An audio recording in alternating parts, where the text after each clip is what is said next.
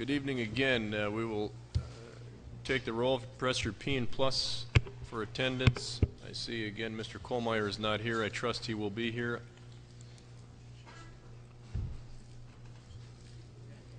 One more. There we go. 27. 27 in attendance. First order of business will be citizen comments.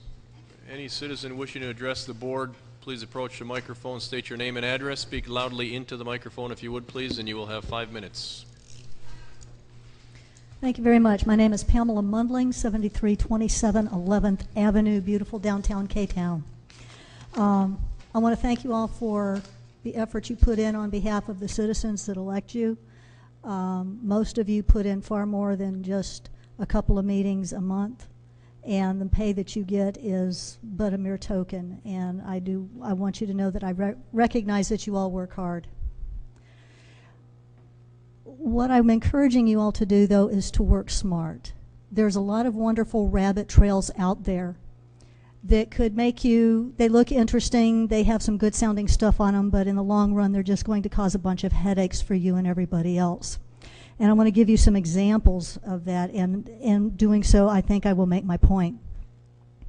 Did you know that a layer of pesticides and fertilizers and microbes are on the outside of fruits and vegetables that you buy at the supermarket? Do you know you could legitimately, in order to protect people who refuse to wash their fruits and vegetables, you could ban fruits and vegetables from being purchased? Did you know that canned foods contain an extremely high amount of sodium, and Americans already consume too much sodium, thereby damaging their kidneys and raising their blood pressure? Rather than trying to regulate the amount of sodium, it would be easier to just ban canned goods altogether. Did you know that loud music not only damages your hearing, but when listened to very loud over a long period of time, it can also cause brain damage? Rather than trying to regulate how loudly you could do music, and for how long you could listen to it real loud, you could just ban music. And lastly, one of my favorites is, did you know that a college professor in Kansas lost weight eating Twinkies and Ho-Hos, well over 20 pounds? I think you should pass a law requiring our school cafeterias to serve Twinkies and Ho-Hos with every meal. The reason I'm bringing up all of those inane things is I understand that the smoking ban is up for review. Ladies and gentlemen, first of all, I really resent being told what I can do on my own property. I have a business I run out of my home. If you want to restrict smoking in businesses, then my friends who smoke are not going to be allowed to smoke in my home. That's not fair. Also, the people who have businesses such as taverns who allow smoking, that is part of the environment in most taverns. If a tavern owner wants to distinguish himself by having a non-smoking tavern, that is great. But I really don't think you all need to go down the rabbit trail of, just in case the smoking ban in Wisconsin is rescinded, do we need to have smoking bans indoors, outdoors, underdoors, whatever, here in the beautiful county of Kenosha? I'd like for you to reconsider that and to vote no on any and all potential smoking bans. Thank you very much. But I do like the idea of Twinkies and Ho-Hos at lunch. Duly noted. Any other citizen comments? Any other citizen wishing to address the board? Seeing no other citizen comments is closed. Clerk. Supervisor reports. Any supervisor wishing to speak?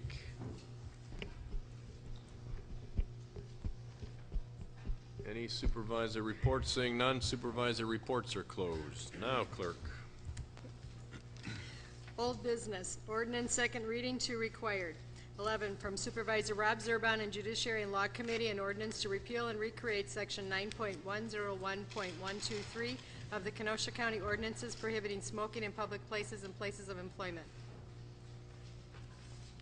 Sorry.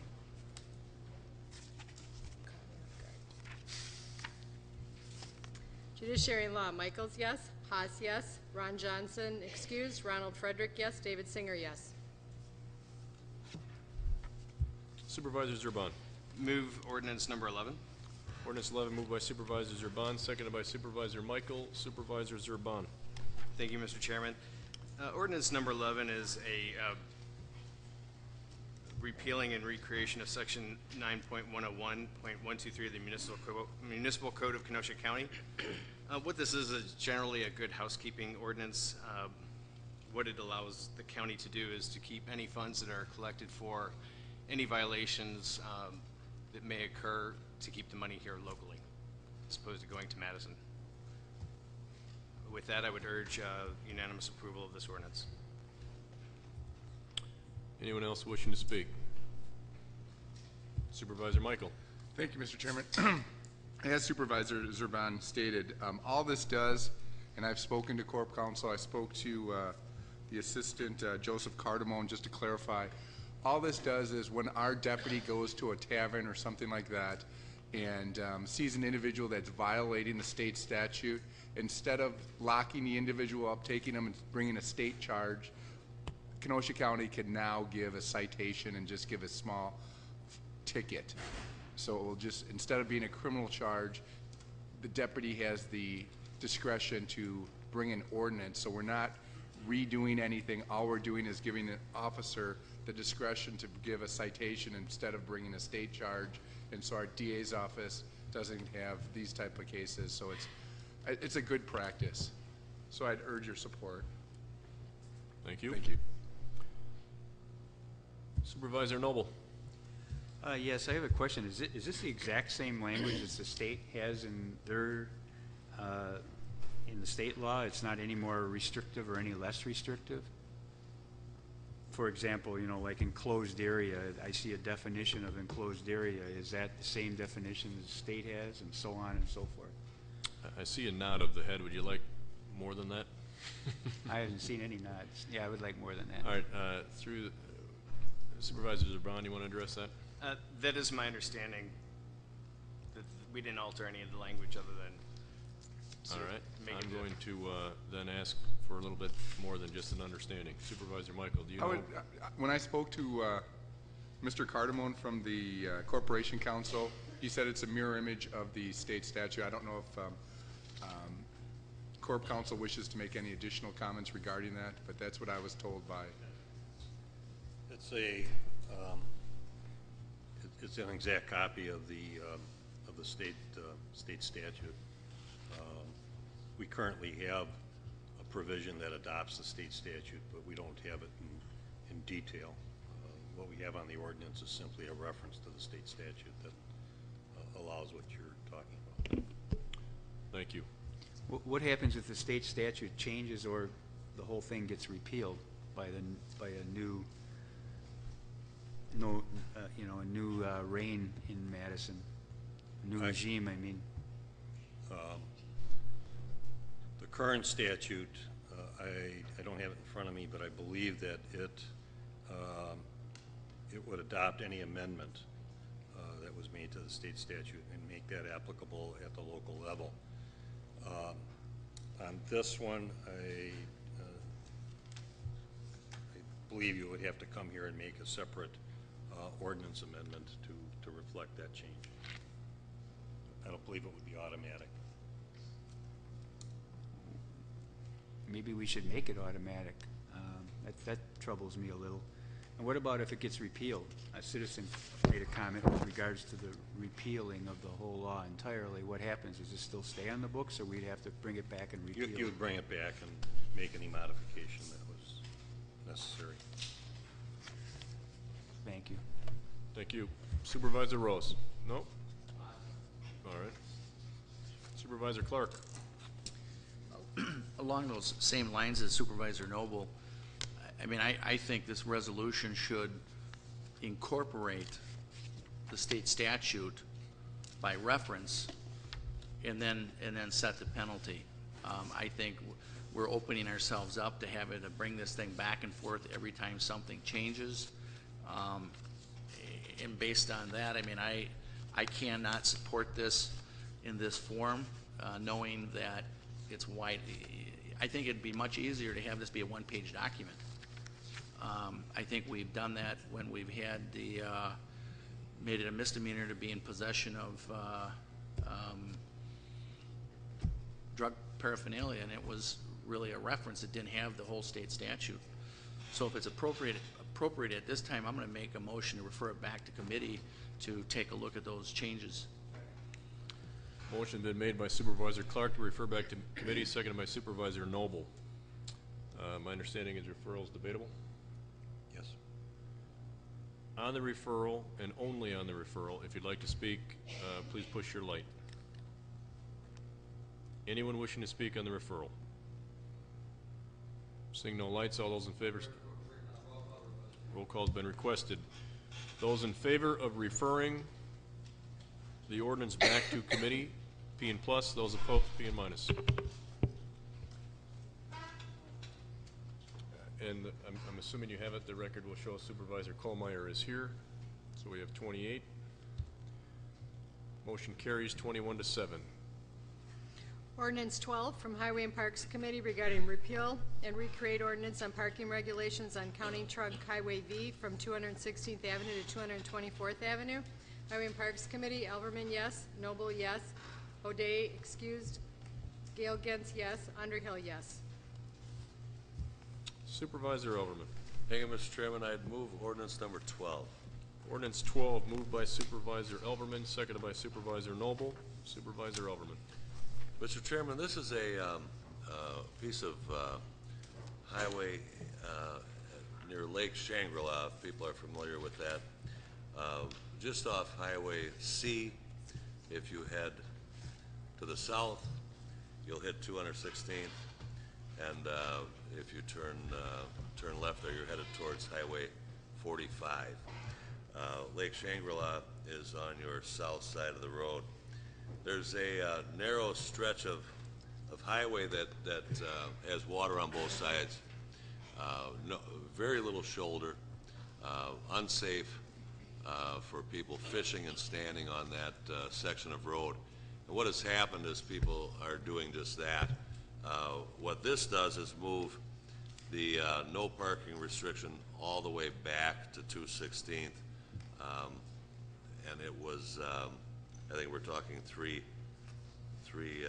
intersections of streets there.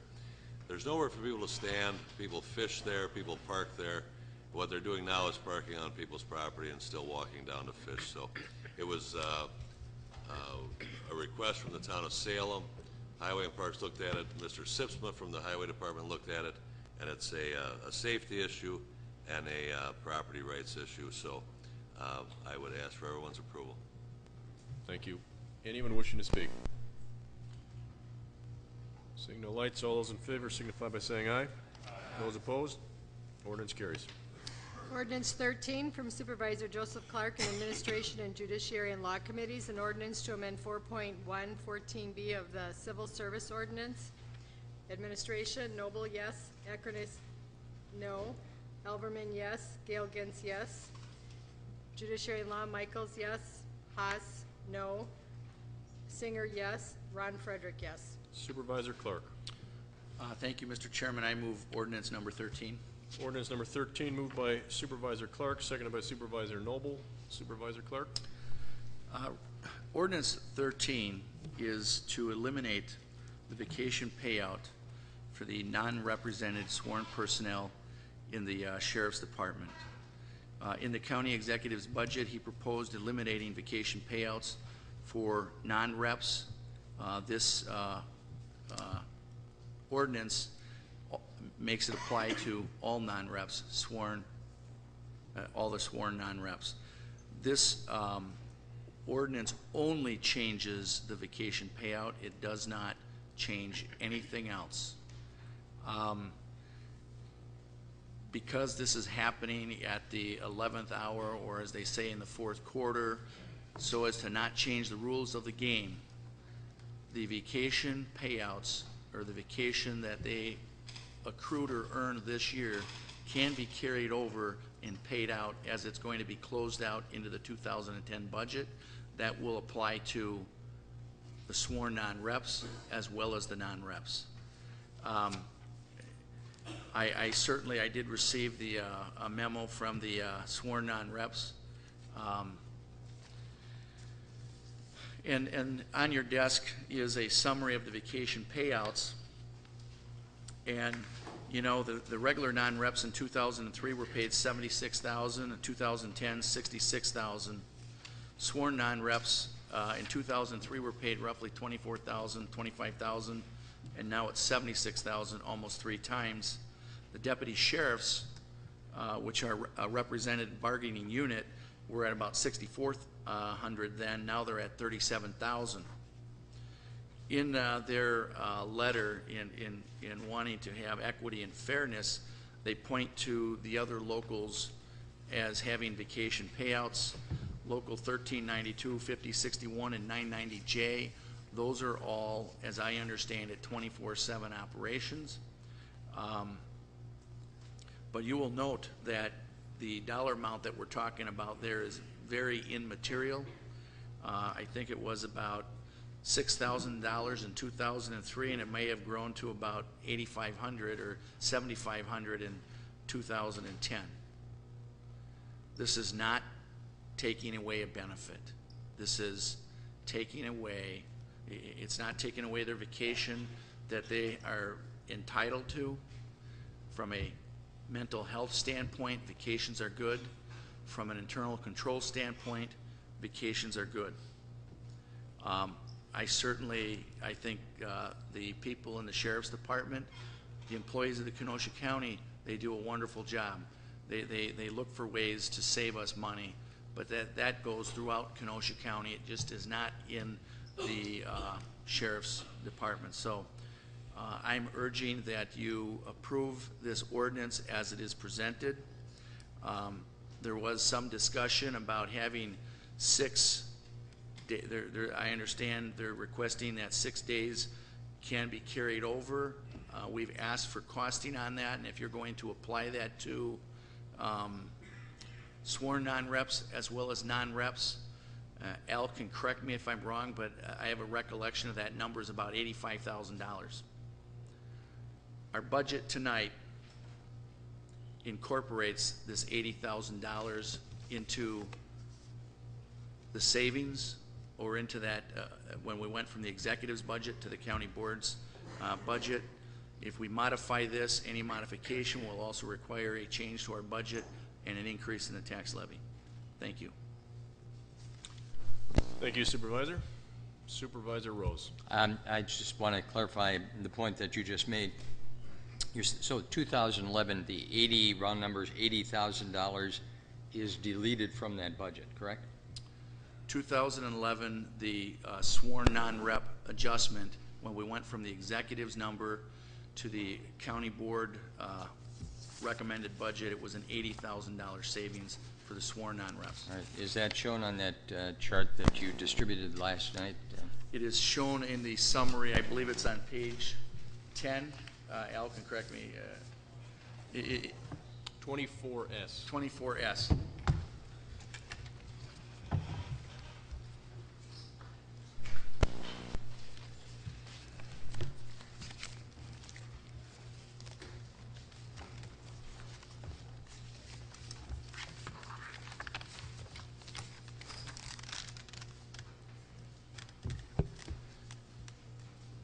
It's the last item on that. So it says eliminate sworn non-rep vacation payout, $80,000.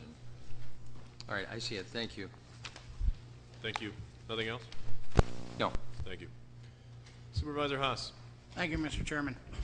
I didn't support this in the committee, and I'm not going to support it now.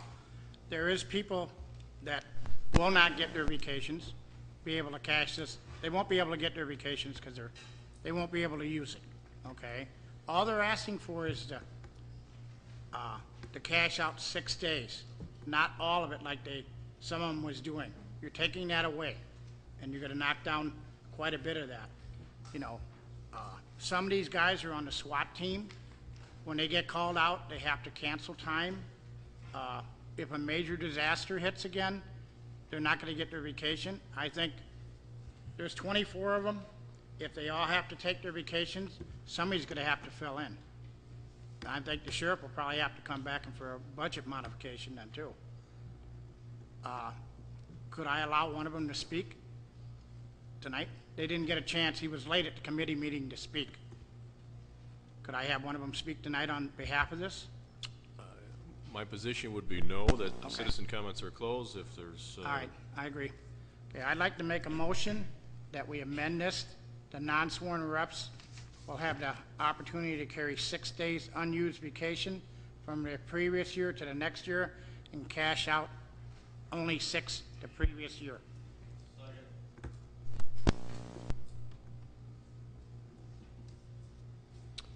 all right, a motion's been made by Supervisor Haas and seconded by Supervisor Grulich, and that motion is that the ordinance before us be modified to allow 6 days of vacation to be carried over from year to year, and 6 days of vacation, up to 6 days of vacation carried over year to year, and up to 6 days of vacation to be cashed out year to year. Is that correct? Correct. Again, moved by Supervisor Haas, seconded by Supervisor Grulich. On the amendment, Supervisor Grady. Thank you, Mr. Chairman. Through the chair to Supervisor Clark, if I understand correctly, the original proposition that was made was to save in the approximate amount of $80,000 in fiscal 2011. Is that correct? That is correct. Okay. If we go with the amendment which Supervisor Haas has just promulgated, do we have an approximate costing on that? Yeah, I guess I'm going to ask through the chair if Al Swartz could please step forward and talk about the numbers. Mr. Swartz?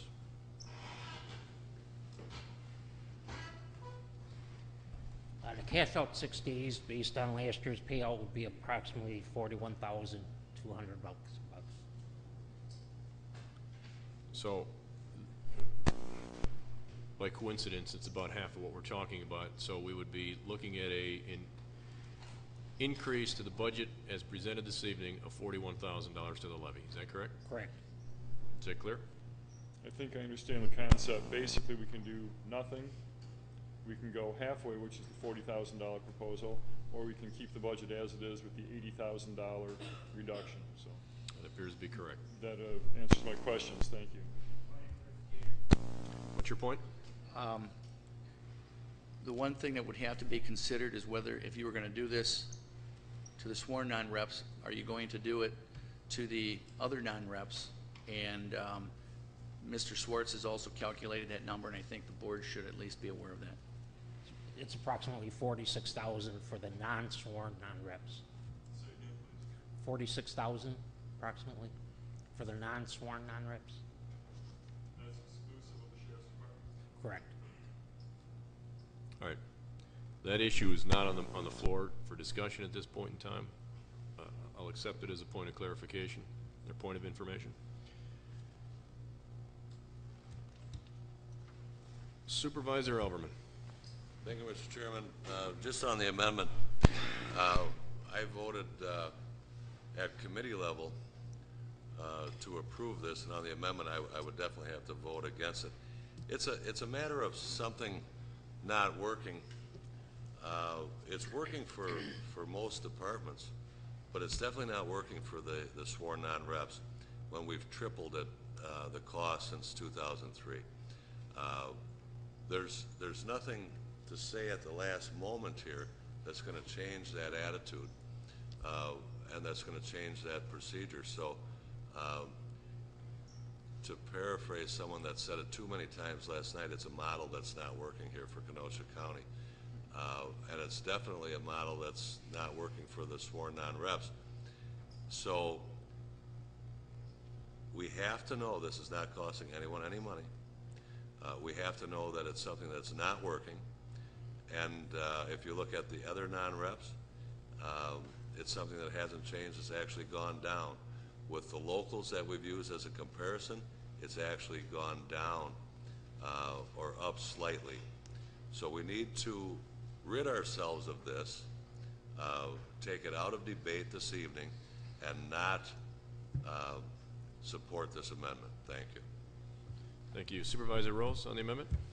Yes, I'm going to support the ordinance without the amendment. I think the amendment defeats the whole idea of the ordinance here and opens up the idea that, well, what about the other groups? What about the other non-reps? Why should they be treated differently, or why should the sheriffs officers be treated more favorably.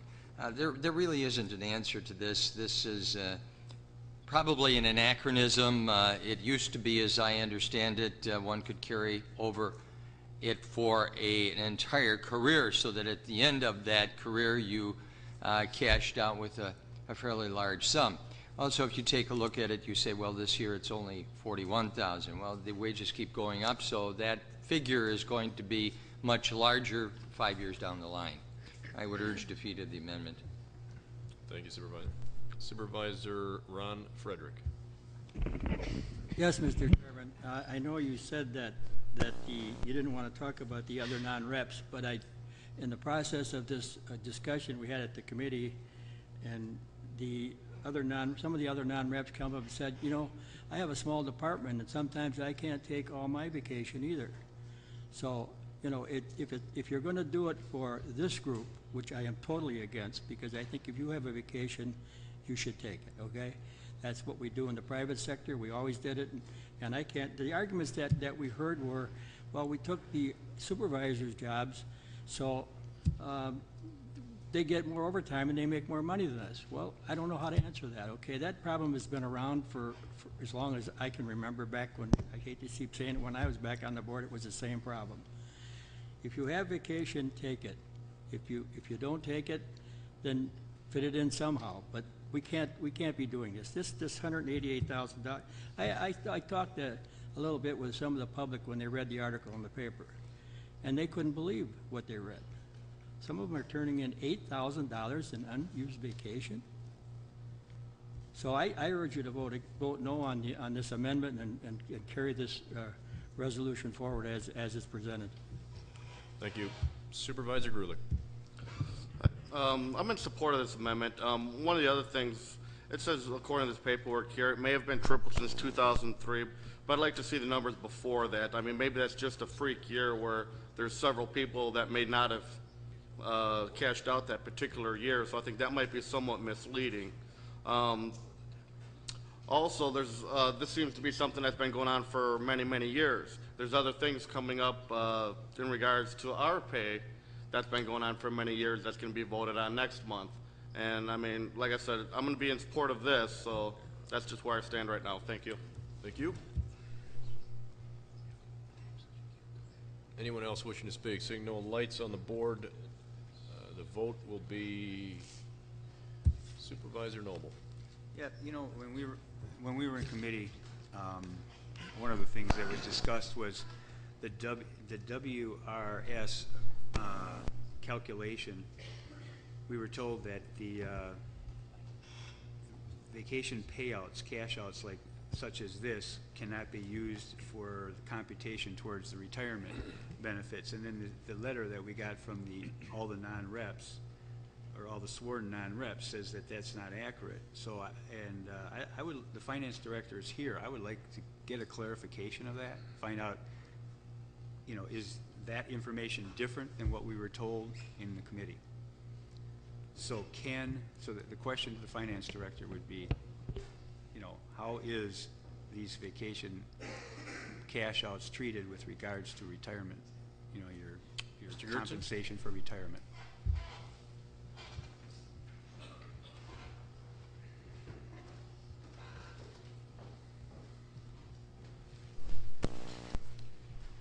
For the sworn non-reps, they're allowed to apply anything above 6 days that is cashed out as credit for ETF. 6 days and less does not, you do not get credit for that. For the non-sworn non-reps, there is no ETF credit or Wisconsin Retirement System credit for any of the cash out. So anything over 6 days, anything over 6 days for the sworn non-reps cannot be added to their. Does count for pension. Okay, so the first 6 days wouldn't count. The first 6 days does not count. Which is what they're asking for, or which is what the motion is. Okay, thank you. Thank you. Seeing no other lights, the vote is On the amendment, and the amendment once again is that they will be allowed to carry over up to 6 unused vacation days and cash out up to 6 unused vacation days. Roll call is requested. On the amendment, P and plus if you are in favor of the amendment, P and minus if you're opposed.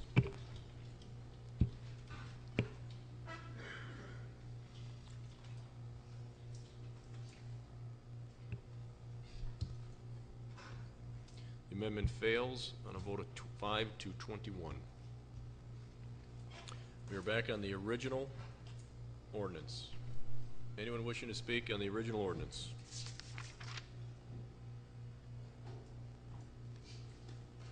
Supervisor Holman.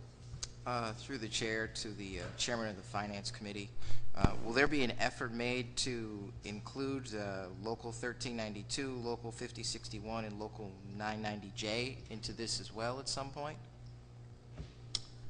That hasn't been discussed.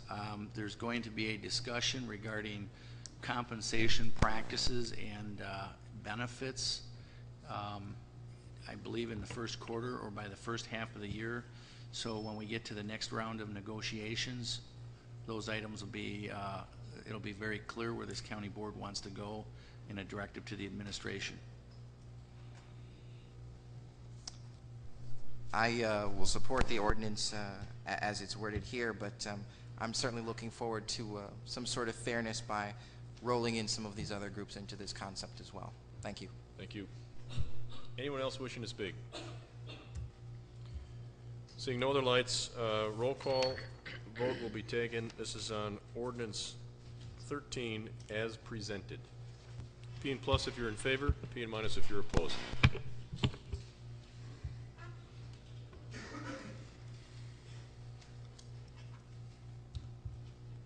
Motion carries 24 to 4. Policy resolution, second reading, 2 required from the Finance Committee regarding 2011 Kenosha County budget. Finance, Clark, yes. O'Day, yes. Jeff Gens, yes. Singer, yes. Eckerness, yes. Before we get, I have Chairman Clark make a motion on the budget. I'd like to make a couple of comments if I can. You know, every year we go through the budget process. Every year we indicate next year is really going to be tough, and then we have to take steps this year to set ourselves up for next year. And I think all of my time here, this has probably been, and certainly is, the toughest year that we've dealt with regard to our budget. Keep in mind, we're coming off a 2010 budget that required a mid-year cut of over $1 million. That was the preparation for 2011 and where we were headed at that with regard to our budget in 2011. County Executive came forward with a budget that this county board, and certainly at the time the leadership of the board, was not in full agreement with. I applaud the county executive and recognize his effort and his commitment to his position, what he has promised his constituents, and came forward with a budget that in his mind, with the help of his directors and division heads, was a budget that he felt was necessary. I applaud that effort. More importantly, I respect the fact that the county executive understood the position of this board, and from the beginning of the deliberations, actually before the deliberations started, clearly took a position that he was going to be cooperative and work with us to get to the end result, which is the budget that you have before you this evening. I believe his response to our concerns were taken seriously. He came to the table and discussed the issues that we brought forward. At the end of the day, we have a budget that is responsive to what this board came forward with its 275 recommendation back mid-year. At the same time, I believe the county executive is comfortable that he has met his promise that was set forth initially. I'd like to give special recognition, as we do every year, but it's certainly warranted, to Mr. Gertzen, Mr. Schwartz. You know, collectively, we have over 50 years of service, I believe, to Kenosha County between those two gentlemen. And if there is ever any question with regard to their commitment you need to do nothing other than spend a budget cycle with the two of them. I think Al joked that if he were to take advantage of all his vacation time, he would leave sometime the end of June and have the rest of the year off based on the effort that he puts forth. I have no reason to doubt that. I also have no reason to doubt that when you ask the two of them a question, you're going to get a straight answer. They answer the question certainly with integrity, but more importantly, they answer the questions and address the issues with the knowledge that comes with the years of service they've had to Kenosha County. Again, I appreciate both of their efforts. It's always a pleasure to work with them. Once again, this year, as tough as it was to get through our budget, it is a pleasure to have the two of them at the helm when we need them. I sat through just about all of the committees. I think I missed a couple of the budget deliberations within each committee. Clearly, the chairman took the requirement of spending the time, the diligence on the budget seriously. I recognize all in the room who spent the time and effort to go through the budgets with their respective departments. It was clear to me that the chairman of finance understood and listened to the positions that were taken, the votes that were taken in the committees. At no time did I have the sense, nor did the committee have the sense, that any of that was ever discounted. Whether at the end of the day the Finance Committee agreed or didn't agree, he took great pains to make sure that all understood the work that was done in the committee and the decision that came forward. So thank you to all of you. I can't thank Supervisor Clark, Chairman of Finance, enough for his efforts. Someone mentioned to me shortly after I became chairman that the only reason Clark was Chairman of Finance is because he supported me for chairman, and certainly supported me openly. And I will tell you, the only reason Supervisor Clark is the Chairman of Finance is because I know that his commitment to county government, his commitment to the budget, is matched by no one in this county board. And that is to diminish nothing that any of us do. But if you have any concern that the taxpayers' needs and taxpayers' interests aren't being met, whether you agree with the budget or not, or you agree with the end result or not, I'm here to tell you that if you spend an entire budget cycle with Chairman Clark, you understand his commitment and understanding of the process, his commitment and understanding of what he does every day as a professional accountant, and he brings that to his efforts with regard to the budget. And I can't say enough, and I can't thank him enough for his leadership, his energy, and when necessary, his fire for looking after the budget and coming forward with what we have before us. He set the tone very well in the Finance Committee meetings. I think all the members of the Finance Committee worked very hard. The discussion, when it needed to be, was heated. There was consensus at the end of the day. At no time was anyone left out of the discussion, left out of the debate, and that goes to the character of all five gentlemen on the Finance Committee. Their experience certainly on the county board and their tenure that they've been here, and I thank all of you for the hard work. A couple of very quick points I will make. I will do all I can to give the opportunity to everyone on the county board to be heard. If there is an issue you'd like to bring up with regard to the budget, I will be as patient as we can. I'll stay as late as you need me to stay.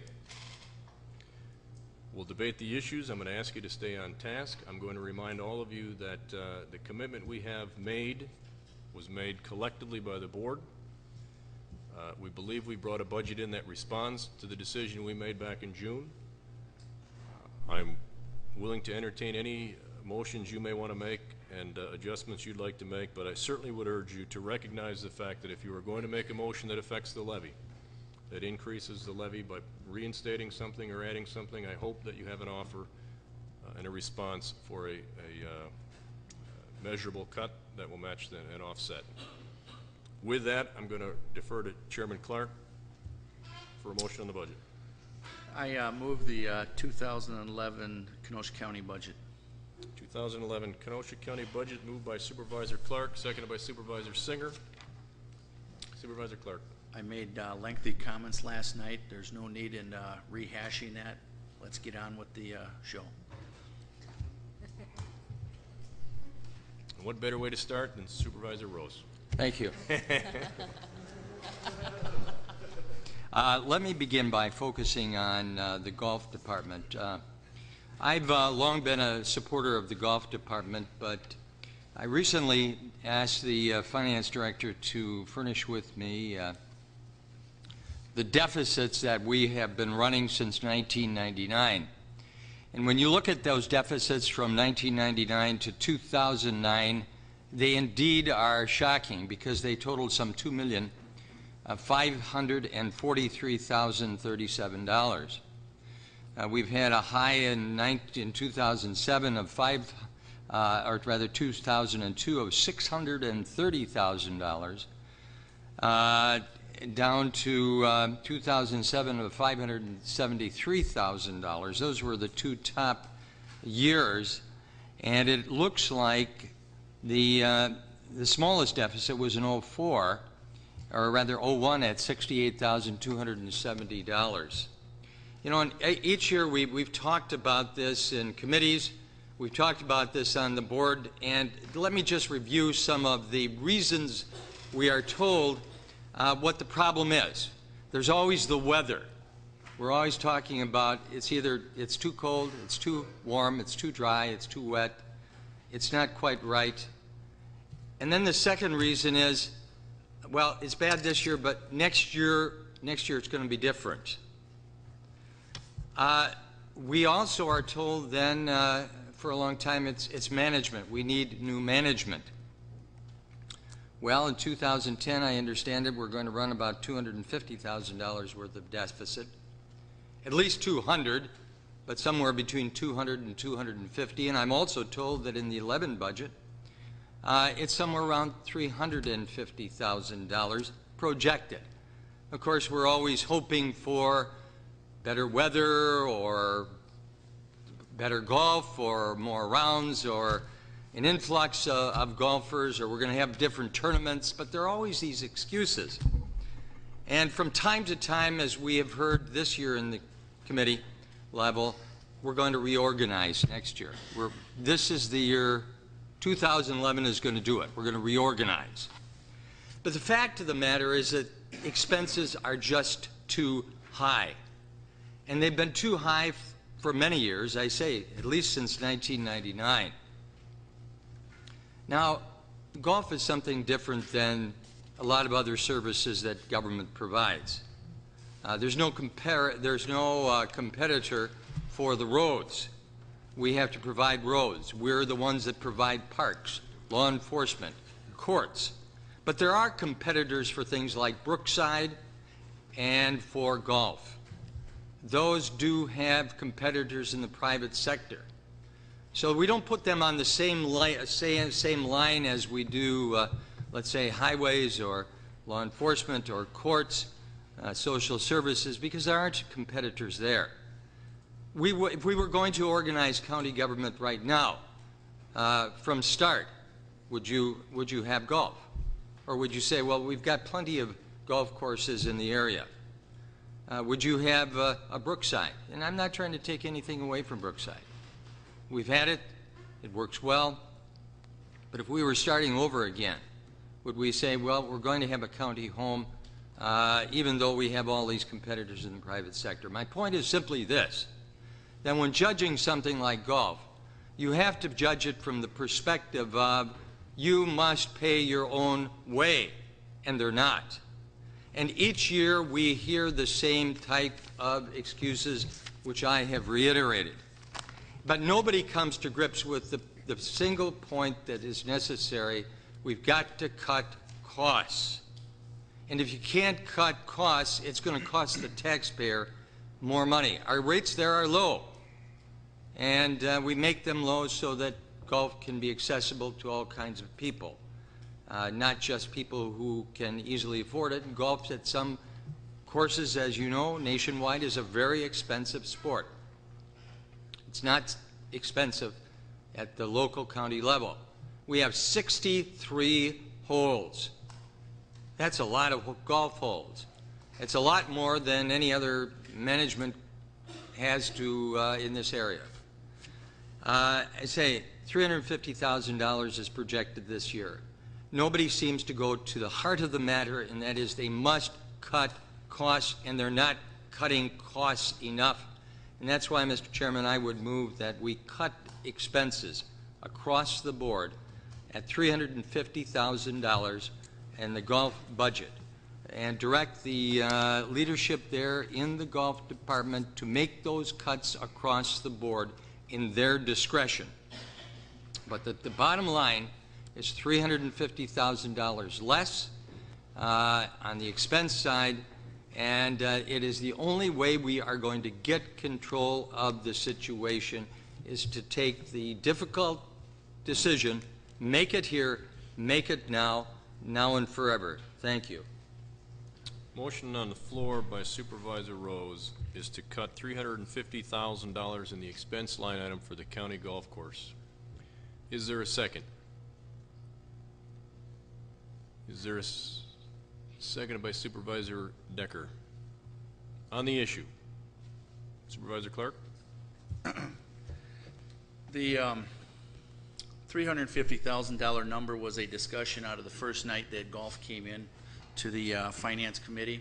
We, when they came into the Finance Committee, we questioned their increased revenues by, and I don't have the exact numbers, but by $100-some thousand, and the fact that we knew that they were going to be coming up short of this year's budget somewhere in the range of $200,000. So that's where this $350,000 number is coming in.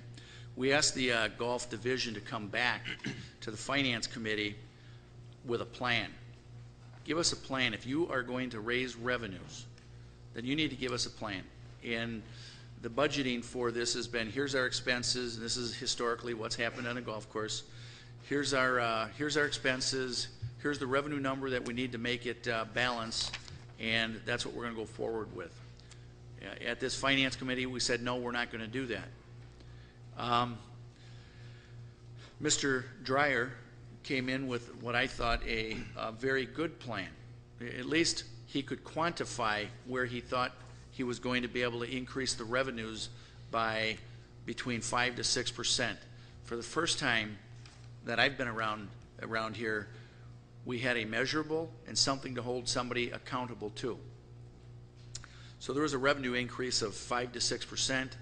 And there were also about $122,000 in cuts. And the number that I recall off the top of my head was about a $75,000 bogey, or that $75,000 plug number to make it balance.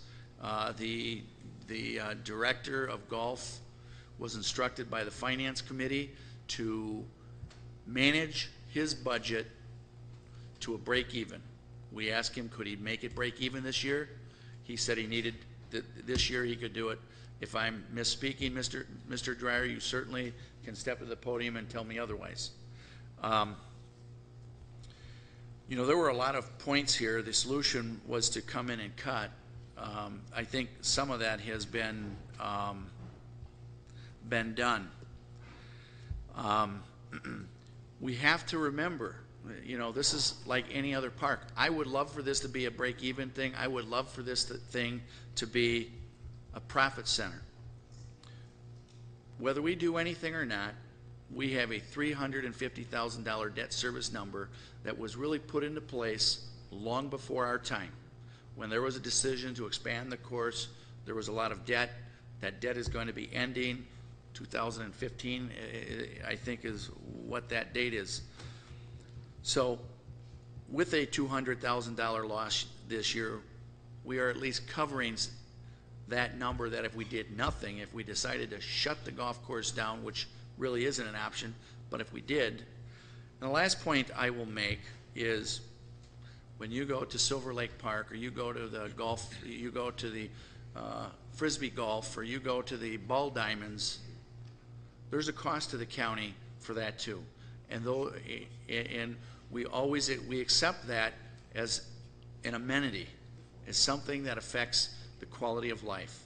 So do I like to see that it came in at $200,000 short? No. At the Finance Committee, did we come in and say we want a plan and we want something we can hold you accountable for? we did. Yes, we have a 5 to 6% revenue increase. It seemed to be attainable. The explanations were very good in the committee. It left us short about $75,000 from really breaking even. We instructed the director of golf, you better make that budget come in. Thank you. Thank you. Supervisor Hallman. Thank you, Mr. Chairman. I greatly respect the maker of the motion as well as greatly respect his position. But I'm against the motion as it's proposed. I was talking about this with a constituent who basically said to me, they said, if you're going to take something away from the golf budget that would harm the potential profitability, that's a bad thing. But if you're going to take something from salaries because the expectations that you've been looking for have not been met, that's understandable. So I'm against the motion as proposed. Thank you. Supervisor Rose. Thank you. You know, I'm not advocating closing the golf courses at all. I'm not even suggesting that they have to make a profit. All I'm saying is break even. If this were a private business, we would be long out of business. We would not be surviving. And when you talk about debt service, keep in mind that in 2008 we pulled out of the list of deficit figures that I gave you that debt service. So that when I said in 2002 we had $630,000 in deficit, we were including therein our payment on the bonds which financed the golf course. And when I said in 07 we had 573, the same is true. That is included. So it began to go down at 328 in 08, 211,000 in 09, and anticipated between 200 and 250 this year. We pulled out that debt service. So if you add that debt service back in, you're well over $3 million right now. And if you do that again next year, you're very well going to approach the $3.5 million mark. Now I have suggested, and I appreciate the cuts that have been made, and my motion here is to incorporate those cuts so that you have total cuts here of $350,000 in operating expenses. I'm just not confident that they're not going to meet revenue projections. This is, again, one of the excuses, like the reorganization, like the weather, like the new management. We've heard it before. This is nothing new. It's the same old stuff. It's just told by somebody new and different. We have heard about revenue increases. They never come about. The only way we're going to make this thing work and break even, do it ourselves. And I've left it up to the management to decide where across the line you want to make that $350,000. I've avoided that, taking it out of the salary account. You decide. With a budget of this size, I think that can be easily done, more easily than you think. Supervisor Rose, I need some clarification. Yes. I believe you just made the statement that your motion includes the cuts that were alluded to by Chairman of Finance, Clark. I thought he said cuts. He did, but this budget does not have a $350,000 hole in it within golf. No, I understand that. It shows a break even. I do understand that, and you're absolutely correct. So you are suggesting an additional $350,000 over and above what is in this budget, which reflects the cuts that were made by Finance. I stand corrected. You are correct. Okay. State your point. I believe any budget modification, motion, amendment, however, needs to be specific as to where we're going to do that, and I would ask the Corporation Counsel to speak to the appropriateness of the format of this amendment. Understood. It would be my opinion that if you're going to be making any modifications, they have to be specific to the business unit that you're making the modification to. The entire budget is being adopted by business unit categories, and to do an across the board and give the department or the administration the ability to make cuts in any or all of those units wherever they see fit in order to meet your goal, I think you're opening yourself up to what I would call an improper delegation of your legislative responsibilities with respect to the budget. So just to have an understanding here, and I don't want to get bogged down in procedure here, with respect to the 350, can we take it off the bottom line and equally distribute it among the categories? I believe what you could do is you could say that you want, if you're looking at 350,000 and there's 5 different business units, you could split it up however you wanted between those business units. The other thing that I think you need to address is whether or not you are also making any changes with respect to revenues. So far, I've only heard a cost or a modification in terms of your costs, without any modification in revenues. That is correct, yeah. If you don't make a modification in revenues, I don't believe and then Dave you're showing can a profit. Verify this, but I don't believe that you will be levy neutral then at that point. Is that right, Dave? Well, you're showing a profit then, correct?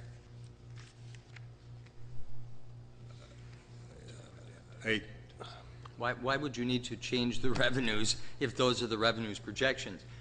The problem is not revenues. The problem is expenses are too high.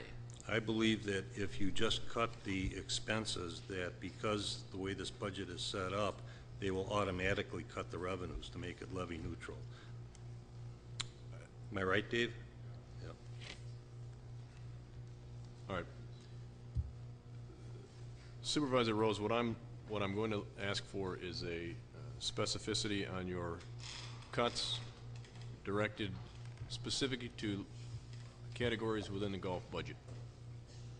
And I'm doing that on the recommendation of Corporation Counsel. All right. To the Corporation Counsel, so can I make a $350,000 cut on the bottom line equally distributed amongst the categories? Is that a proper motion? Equally distributed amongst the categories? I believe that would be okay. All right. Yes. That's the motion. And I trust you're indicating equally distributed amongst the expense categories? Yes. Goes without Correct. saying. So if I understand Corporation Counsel's indication and Mr. Gertzen's response by his gesture, that a corresponding reduction in revenue will entail, and we will be right back to the same position we are currently talking about this prior to any amendment. So at the end of the day, what we have done is cut $350,000 in expenses, $350,000 in revenues, and we still have whatever deficit individuals on the floor believe we have. No, if you cut the expenses $350,000, you've dealt with what I think is the problem. The revenues remain the same. Fair enough. Supervisor Elverman. Thank you, Mr. Chairman. The problem Supervisor Rose speaks of is there, and it's apparent. It's been apparent to all of us. I will speak against his motion this evening based on a couple points. One, and to repeat something I said earlier, we have a business model that doesn't work for the county here in golf either. We have some things that we'll be discussing tonight later in the golf budget that will show that. In private industry, let me first say that, you know, I've been involved with the Highway Parks and Golf almost all the time that I've been here on the county board, other than when I was chairman, I believe. We have made money. We've made money early on. We made great money in the early years, enough that the county board decided to add more holes out at Brightondale.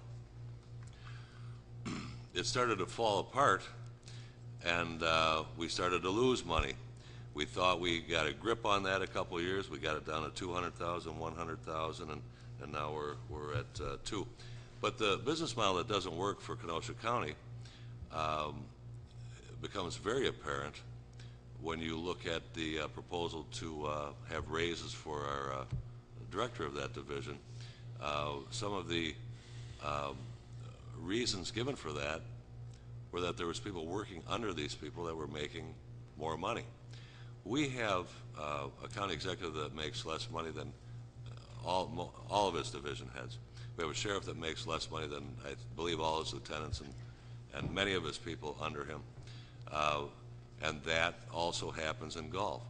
We have people mowing grass at the golf course that make over $60,000 a year. There's not a private course in this county, or probably in this country, that have people mowing grass that make $64,000 a year. That's the business model failure that Kenosha County has. And when you have municipal workers doing this, it's not their fault that they work for Kenosha County for 30 years.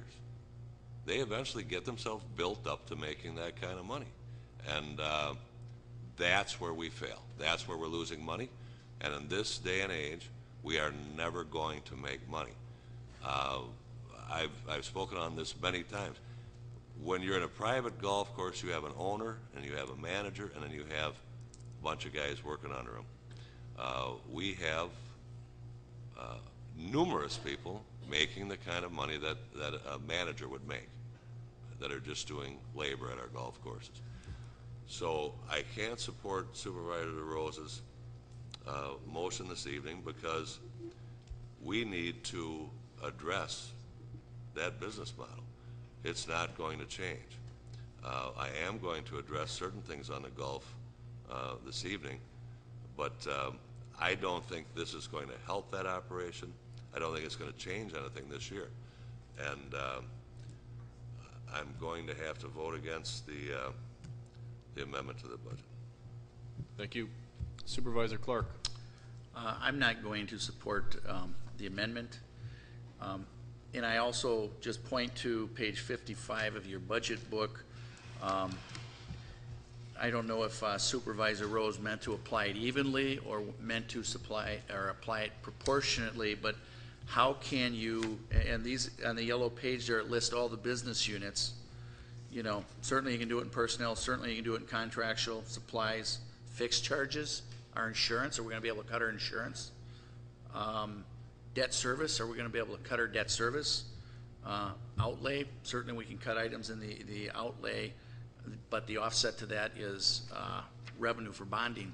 So this is, these are the kind of half-cooked or things that happen in a budget discussion that we get in trouble with. If we have a problem here and we really want to find those cuts, perhaps more appropriately, maybe there should be something in the budget language that says, come back to the county board with the cuts, and we're going to act on it. But if you do that, that's going to require budget modification and 2/3 vote at that time. Supervisor Rose is correct. I mean, we can affect that change, and yes, we may reduce revenue and reduce those expenses and be at zero within the enterprise fund, but we have an appropriation unit that they cannot overexpend, so certainly that could be effective. I'm just not going to support this. I think it's more complicated than this 15-minute discussion we're going to have. Thank you. Thank you. Supervisor Rose. You know, one can call it half-baked, and one can call it 15-minute discussion. This isn't. This is a 10-year discussion. And if you call $2,500,000 through 09, you know, half-baked, so be it. That's your judgment. You defend it. I can't. And we can talk about the technicalities here, but we're $350,000 projected in the whole 2011. We all know it. It just does. The only thing that's half-baked are the numbers in the book. Point of order, Mr. Chairman. The $350,000 number has been spoken from budget deliberations, and that is not a true number. Thank you. Well, Supervisor Rose, and I should have corrected you from the beginning. The $350,000 reference, I was at the meeting. It is not the projected deficit for 2011. well, Let's put it this way. It's the whisper number. And we're going to run one this year as well. So I don't want to belabor this anymore. Let's take a vote on it. If you're happy continuing to subsidize golf at the rate that we're subsidizing golf, the numbers speak for themselves. They're $2,500,000 through 2009. You want to keep it up another 10 years, you're at the $5 million level, which incidentally is probably as great as our projected general fund is today. Then so be it. I just can't continue to support that kind of nonsense. Thank you. Supervisor Kohlmeyer. Thank you, Mr. Chairman. I do applaud Supervisor Rose's effort to look at this budget with a close eye and cut expenses where needed, and I do think we have too much expenses in golf. I myself am a golfer. I haven't golfed that much the past couple of years, but I love to golf. At Petrifying Springs is my favorite course. I think the county does an excellent job of maintaining the course and keeping it up. The one thing I think that we could do if this does pass is I think we are maintaining too many holes. I think if we did make this cut and we simply eliminated, I think we have 45 holes, if I'm correct, at Brightondale and 18 at Petrifying Springs, which is 2 18-hole golf courses at Brightondale and a 9-hole golf course. If we eliminated, say, a 9-hole course at Brightondale, not eliminated, but simply not maintained it, I think you could eliminate expenses in each category and provide still great service for the county.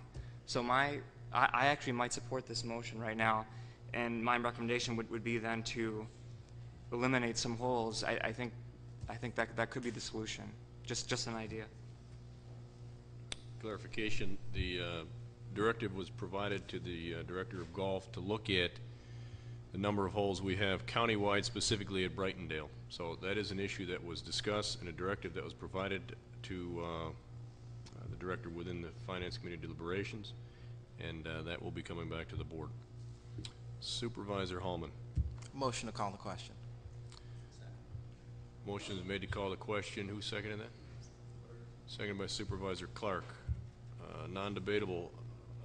All in favor of closing debate signify by saying aye.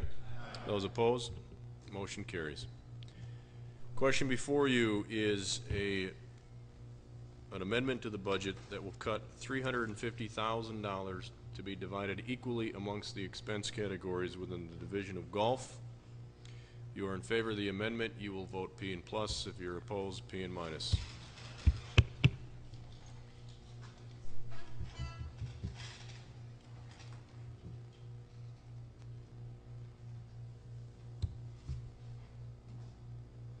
Motion fails. 5 ayes, 23 nays. We are back on the budget as proposed. Anyone wishing to speak? Supervisor Rose. All right, thank you, Mr. Chairman. I would like to move that with respect to the Office of Medical Examiner that we maintain the forensic pathologist system with the same staff that we have today based upon the 2010 budget, adding to it sufficient funds, which I understand is about $10,000 to the salary line item to take into account the increases that were awarded. Specifically, so I understand the 2010 budget, if you look in your book, is $537,893. What page are we on, Supervisor Rose? I'm looking at a different sheet, but we'd have to look at it here.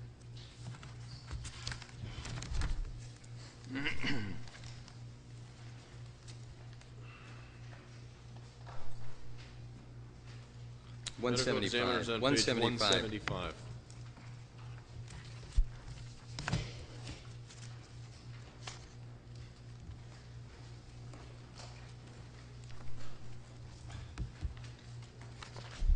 Are you through? That was my motion, and I'd like to speak to it when I get a second. As I understand it, the motion is to maintain the medical examiner's office with a pathologist as currently situated in the 2010 budget, with the additional levy of $10,000 added to cover the cost to maintain that office. Right. And you also added that you'd like to maintain the same employees that are there. Same position. Same positions, I'm sorry. Seconded by Supervisor Gable. On the amendment. I'm sorry, you wanted to speak. right? Yes, thank you, Mr. Chairman. We've heard from law enforcement who have come privately to many supervisors, to this board. We've heard from the general public on this issue, and they are all supportive of the current system of a forensic pathologist and staff as constituted. I haven't heard criticisms of the office. This seems to be a solution presented in the budget without a problem. I don't know what the problem is that we are addressing. We've had different pathologists in the position. Pathologists come and go. I don't expect somebody to be in a position like this for perhaps a lifetime career, and if they are, fine. But whether they are or they aren't isn't the issue. I think the issue is whether or not the system we have is a good system. Now, if this, and I think it is a good system, and nobody has criticized the way we are doing things. When the executive presented the budget to us, it was presented with a very slight increase. And then when it came to the Finance Committee, I understand, and we see the figures have been reduced, and you reduced it by, so that there are 95 autopsies. And I would suggest to you that this is an area where we really don't have control here of the number of deaths and autopsies. That is as we see it. And if you take, and it is as Dr. Wittick or whoever his successor may be, finds it. And he was contracted to do the autopsies. He is not full-time, he is part-time. I would suggest in this country that there must be somebody who would be willing and very able to fill that position. We haven't tried. But I think it can be done. We're only saving money here on its face in this particular budget because you picked this arbitrary number of 95, and as I understand it to date, there is some 97. So we're already over the budget if this were 2011. I think it makes more sense to have a contract as Dr. Wittick has. So don't forget also that there's some other costs here that are in the budget that are also could be attributable to this office. $25,000 was added to the district attorney's office because expert witnesses are going to have to come down from Milwaukee, and he anticipates additional costs.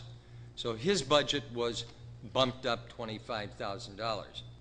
There's $30,000 in the health department budget, round numbers, for the laboratory director, which the medical examiner oversees.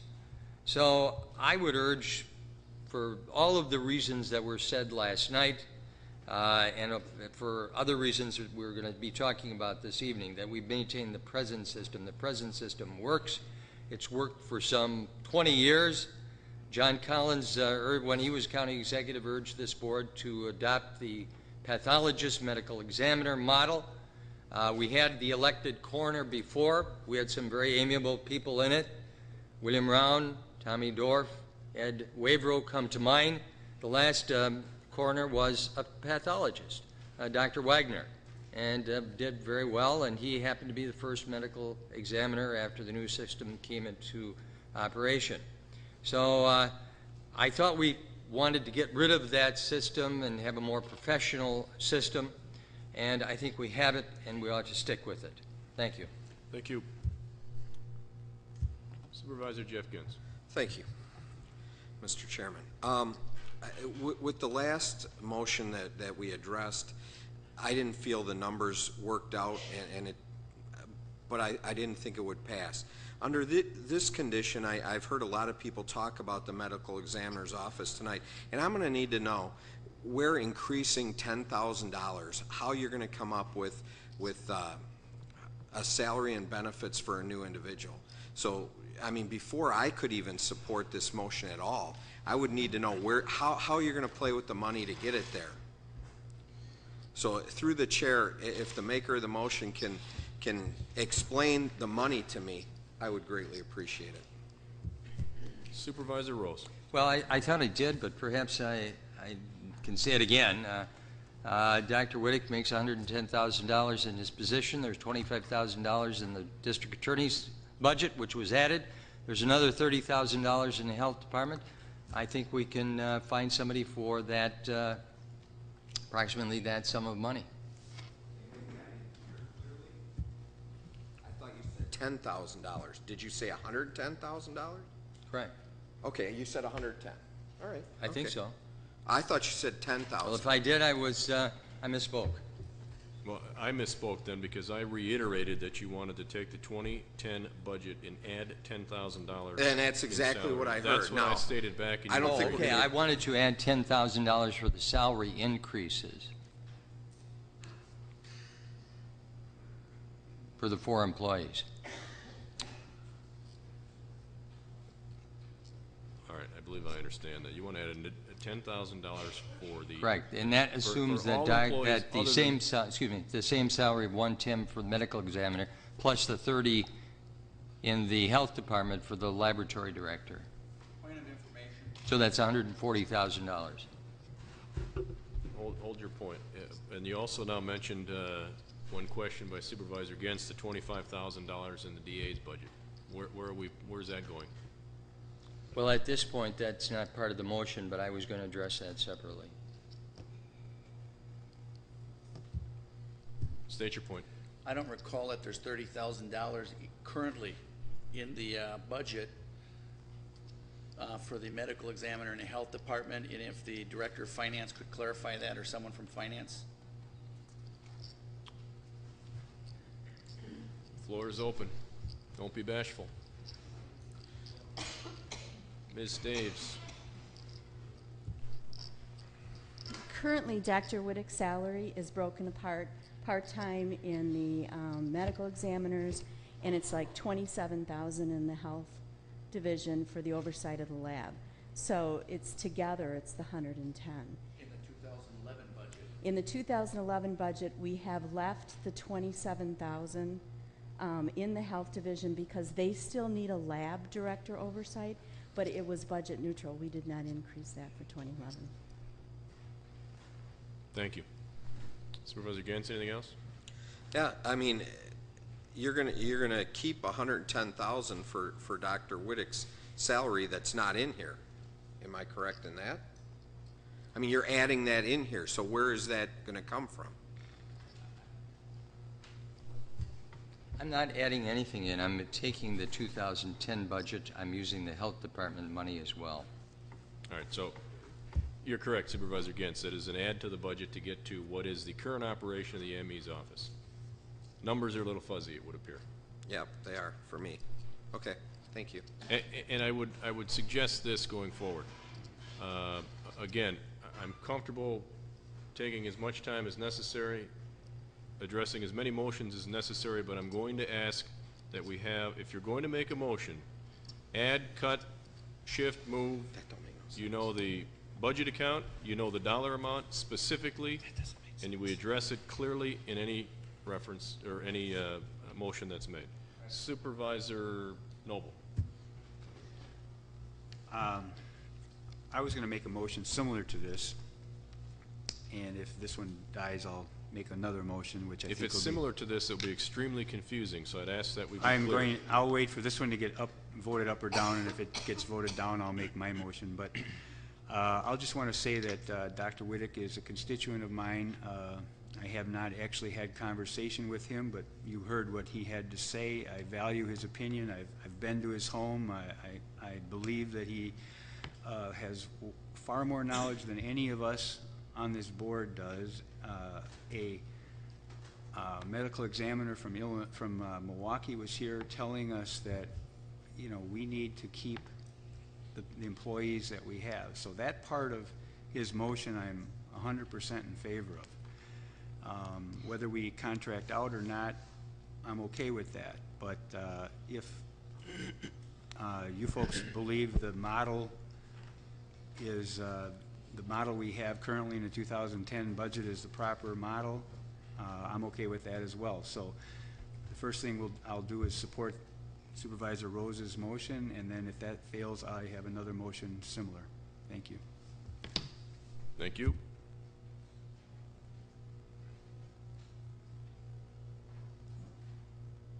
I can't see Vice Chairman Eckerness. Thank you, Mr. Chairman. On its surface, it looks like what the county executive is doing is a step backwards by eliminating a staff forensics pathologist. But I think what he's proposing is workable, very workable. It works that way in many other places. The key to it is having a professional staff that's well trained with the proper credentials to do the job. Now, Dr. Whittick is elected to resign effective the end of the year, and I don't hear of anybody waiting in the wings to fill that void if that's what this motion is intended to do. And if there was somebody available, I doubt seriously that they're willing to work for that kind of money. So it would appear that we're left with a situation we're going to have to contract out for these autopsies. Now, I know that in the past the autopsies were conducted at either of the two hospitals. I was present at many autopsies that happened at the funeral homes themselves. We've come a long way since then. There are new laws on the books. There's enhanced procedures. So there's no reason that what's being proposed can't work and work very well for us. It appears that we're not going to have a pathologist available to us. At least nobody's come forward and given me any reason to believe there is going to be one. So I'm in favor of leaving the budget as it is, and I support a professional team of medical examiners as proposed. Thank you. Thank you. Supervisor Rose. You know, you can say, is it going to work? You know, sure, it's going to work. Will it work as well? Are you giving the same service that you've been giving to the general public here for some 20 years? We switched from a political system to an appointed system. I jokingly, before the meeting started, said to Corporation Counsel, couldn't we fill your position with a paralegal, a layperson, instead of a high-priced lawyer? That's you, Frank. You know, it's the same here. Will the other system work? Probably. Will it work as well? Probably not. And have reasons been presented to go to this new system? And has somebody come forward? No, nobody's come forward. You have to go out and recruit somebody, and that hasn't been done. Does the budget that was presented here in 2010 or in 2011 include money for either autopsies, either done by Milwaukee on a contract or by a medical examiner such as Dr. Whittick? Of course, there's money here. Can we make do with that? I think we can. We don't know whether or not more money is absolutely going to be required or not.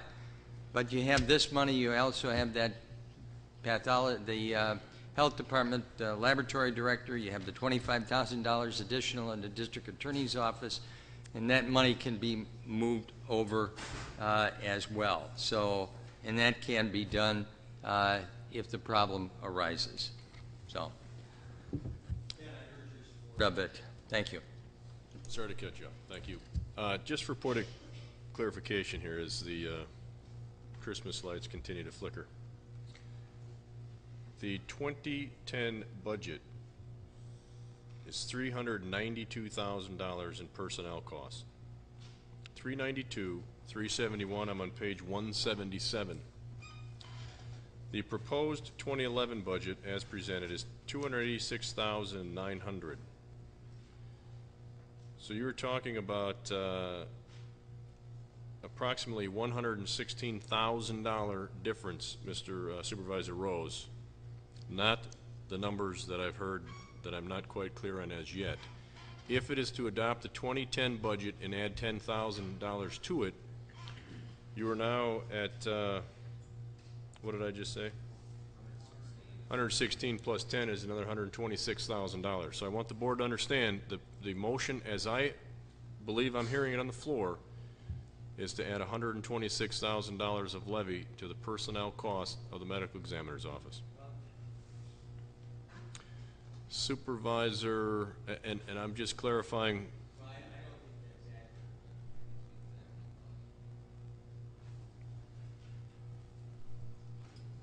Supervisor Clark. I think we can. Yes, we can. I have no idea the clarity of this amendment. I'm not going to worry about the amendment at this point, but as we talk, I would hope that the maker of the amendment can give us some specific line items. As far as the budget year of 2010, there are costs that go up in that budget other than just salaries, and those need to be addressed. At the end of the day, before this comes up and the maker of the motion puts his amendment out there and we're rolling back to 2010 numbers, I want to hear from finance, or I want to hear from the accounting, personnel, and human services, whether all those things are there. Thank you. I'm not done. I'm not done. There are, let's see, Dane County, Waukesha County, Milwaukee County, and Fond du Lac will be the 4 counties in the state that have a pathologist. Fond du Lac, a county of about 100,000, is servicing about 13 counties. So I talked to a lot of people in the medical examiner's office throughout the state. The finding of the pathologist to do this at the numbers that we're talking about is going to be a challenge. Don't forget, we had Dr. Malin at $173,000. Last night, and it was referenced to that we had law enforcement here in support of this. What, two retired cops that went for a cookout on Friday afternoons at the old medical examiner's office? Is that what we're calling our basis?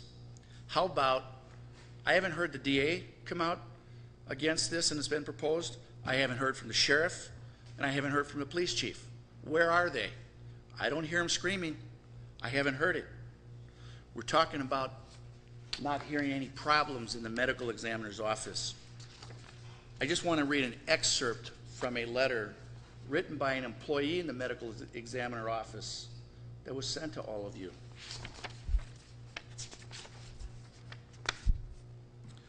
Due to the many problems with and complaints from various departments regarding Dr. Wittick's work product, we thought the medical examiner's office would be involved in the interview process for new candidates.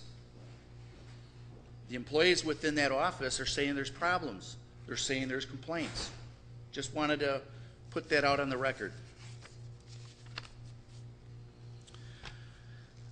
The infamous Dr. Peterson from Milwaukee came down last night, the expert that he is, came down and talked about the number of autopsies that Kenosha County should have. A county the size of Kenosha County, and I paraphrase, should have 150 to 200 autopsies. His exact words.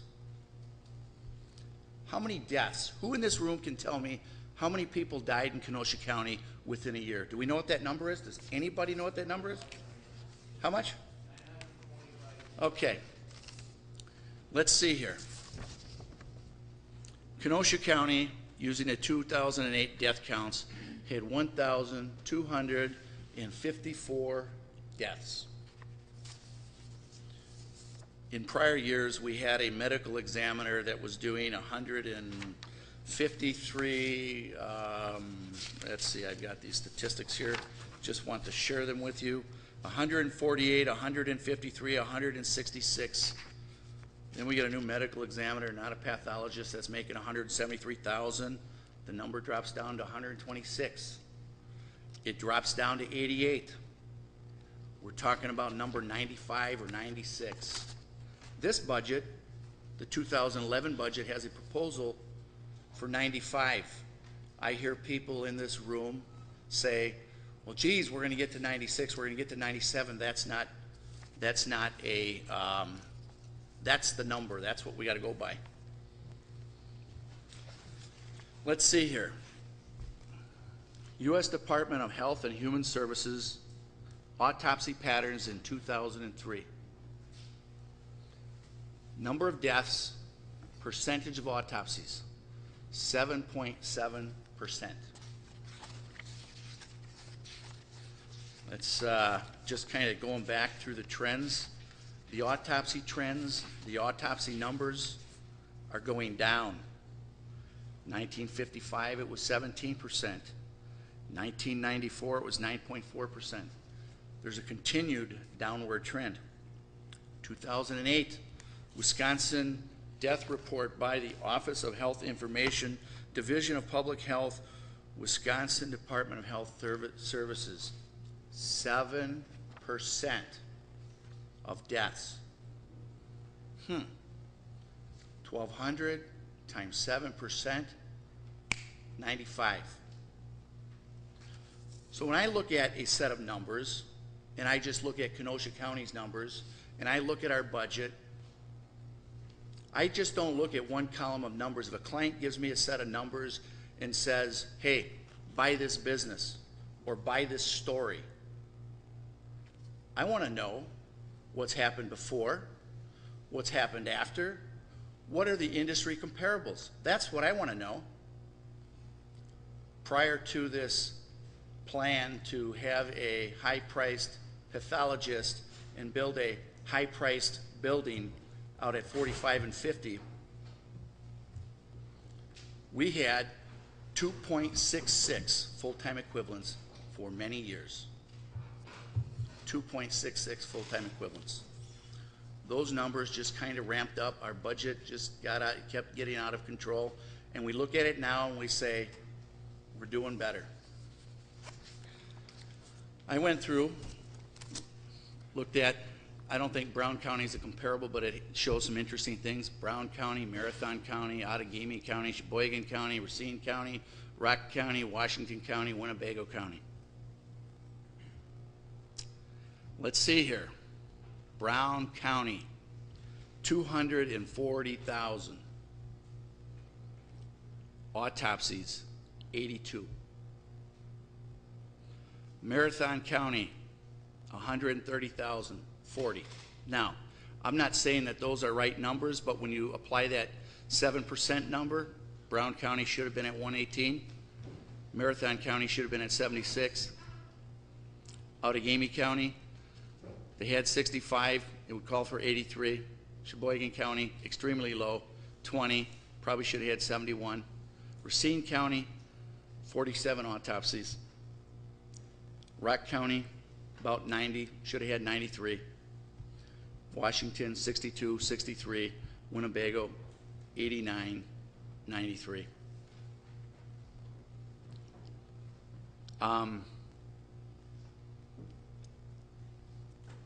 You can look at all these numbers and you know, I went further to take a look at, first of all, these counties that had the low numbers, I specifically asked them when I talked to their medical examiner's staff or the coroner staff or the coroner themselves, are you getting any complaints from law enforcement? No. Have you been sued? No. And pretty much what they said, you know what, we work with law enforcement. If there's criteria by the state which ones we need to look at. We may have criteria here that we look at more than we should. It appears from the numbers, at least now, we're looking at about the right number, about what we should. I don't know that you can go back and agree with these statistics about the infamous Dr. Peterson, the 150 to 200, take a look at full-time equivalents. I'm eliminating all the on-call people. We count on-call people, but we have 3 full-time equivalents in Kenosha County in this next budget. Marathon County, 1 full-time equivalent. Outagamie County, 2 full-time equivalents. Sheboygan, 1 full-time equivalent. Racine County, larger county than us, 1.83. Rock County, very similar, 3.4. Washington County, 2. Winnebago County, 1.5. Who has the highest expense per capita? Any guess? Kenosha County, $3.28. Racine County, $1.64. I'm not saying Racine County's is the exact right model. I mean, the lowest county came in, Sheboygan, at 97 cents. Expenses, real expenses. So I like to think of the Kenosha two-step going on right now. We're taking a step to future savings. Because when I benchmark this 2011 budget, when I saw these numbers and switching from a medical examiner to a pathologist to these other things, I expected to see a lot more savings. I think those savings are going to come. And what you're seeing in these offices out of Outagamie County, 2 full-time people, and then they have the on-call people.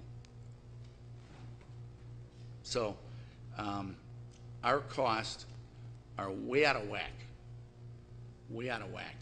from our comparables, and I think we're just going to be, I think this is the first step. You got to take the first step before the next step can be taken. I guess with that, I'm going to support the budget as presented. I'm not going to support the amendment.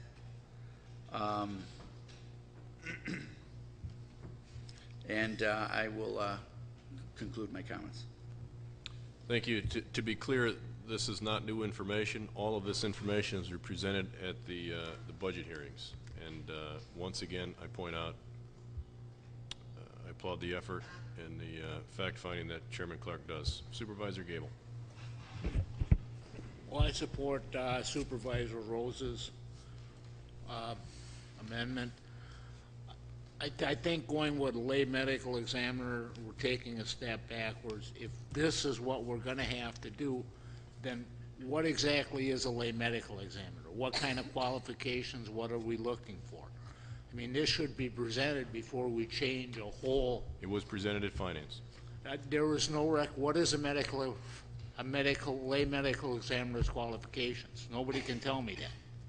I mean, you know, these people, the death examiners in the medical office right now, have experienced so many hours, they're certified. What are we looking for in a lay medical examiner? He's going to be the one that determines whether an autopsy is performed. And like you say, if he's a bartender, he gets appointed, you know, what are we looking for? We don't want to go backwards. Like you say, we got 3 people there now that are running the department with doctor, the pathologist. We're at 97 autopsies this year. Right now, there's 945 deaths. They picked a random number out of the sky at 95. I mean, it's not, you know, 95 is probably a good number, but we're at 97 right now. Next year, we may be only at 88, but we could be 150. I mean, it's not something that they control. But if we're going to go to the lay medical examiner, I'd sure like to know what are we looking for in a lay medical examiner? What qualifications? Anything else? Thank you. Supervisor Elverman. Thank you, Mr. Chairman. The proposal to change certainly has its merits. Supervisor Rose's amendment has its merits because it's actually sticking closer to a program that we're used to.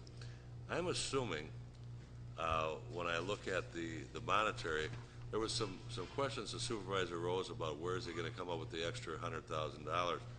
But we do have, or we have to have in this budget, and I think it's in medical examiner fees, $162,000. That, I'm assuming, would be what we would pay to Milwaukee County and other people on these autopsies. So if I'm correct there, I believe what we're looking at is a vote between changing the operations as they stand or going into somewhat unknown. We will have a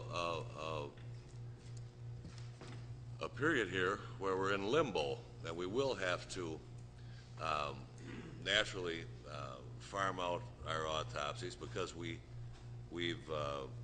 the administration has assumed this is the direction we're going. So we have not looked for people. We haven't advertised for medical examiner. I think I'm going to support Supervisor Rose's amendment here this evening because I think funding isn't a problem. I have not been given any good, strong reasons to support this change. So I'm going to go along with the amendment. Thank you. Thank you. Supervisor Grady.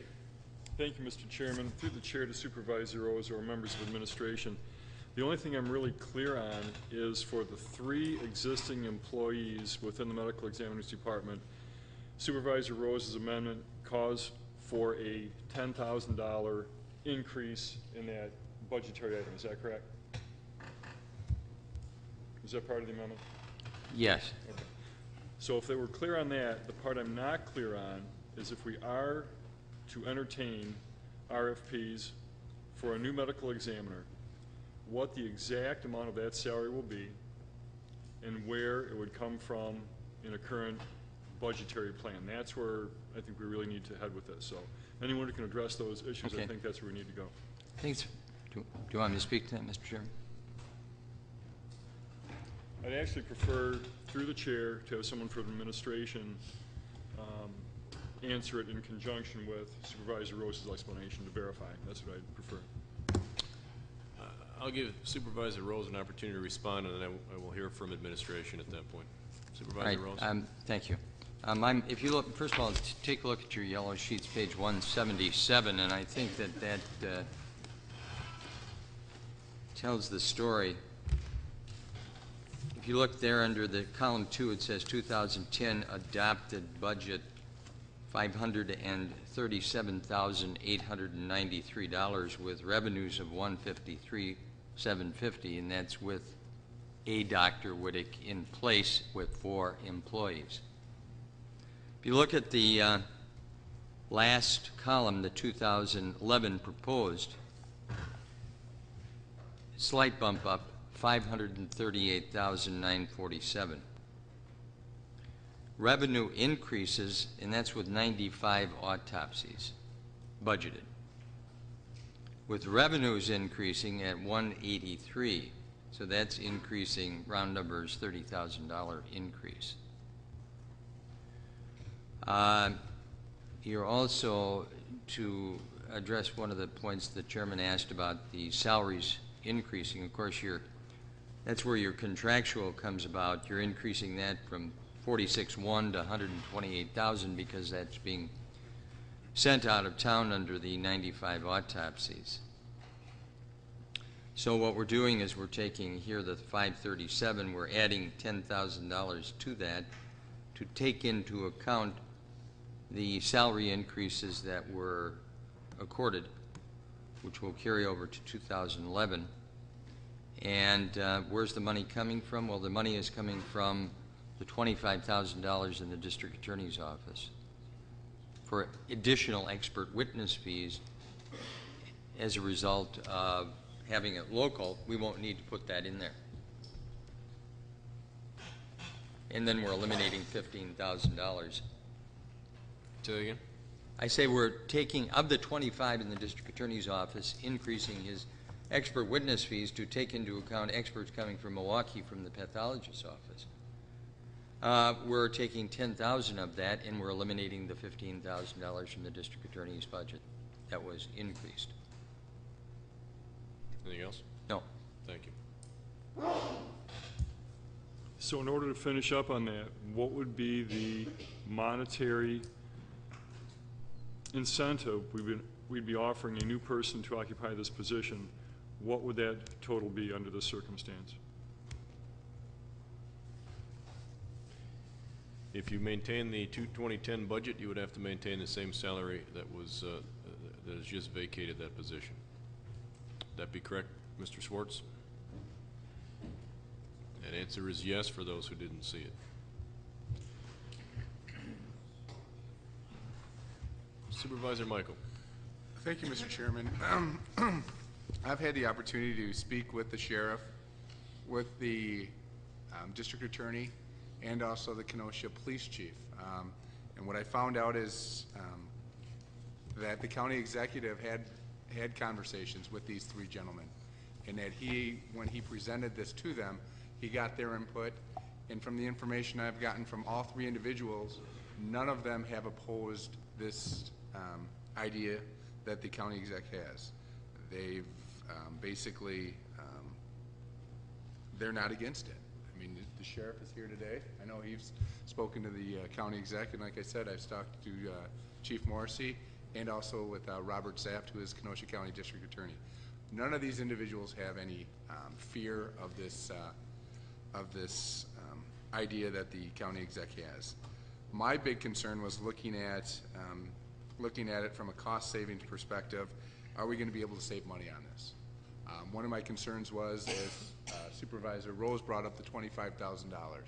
Clearly, if we have a huge case, like we have in the past with the, just coming straight off from the top of my head, the Jensen trial. Dr. Mainland spent several hours on the witness stand. The fees would have been well over $25,000.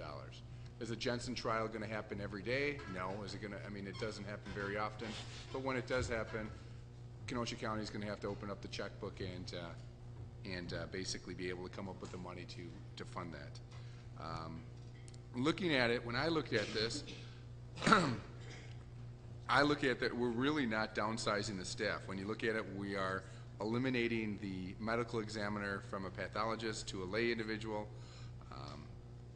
But we still have the staff in the medical examiner's office, at least how I look at this. And I think it's appropriate that we have a county executive that is looking at trying to save some money, yet provide services that the sheriff, the district attorney, and the police chief can live with. I know it can be difficult. There's rumors flying around. I'm not going to get into that. But I can tell you one thing. I personally believe the county exec, if he goes to a lay individual, the county board would still have the ability to approve that individual, and I guarantee it's going to be someone that is competent. So I urge your support in this. I think it's something that will be effective, and it will be helpful, and it's also cost savings. Thank you. Thank you. Supervisor Noble. I have no comments. I just want to be on the queue to make another motion after Supervisor Rose relinquishes the floor. Okay, well, you are now off the queue, so you may want to push your light again. Supervisor Vice Chairman Eckert. Thank you, Mr. Chairman.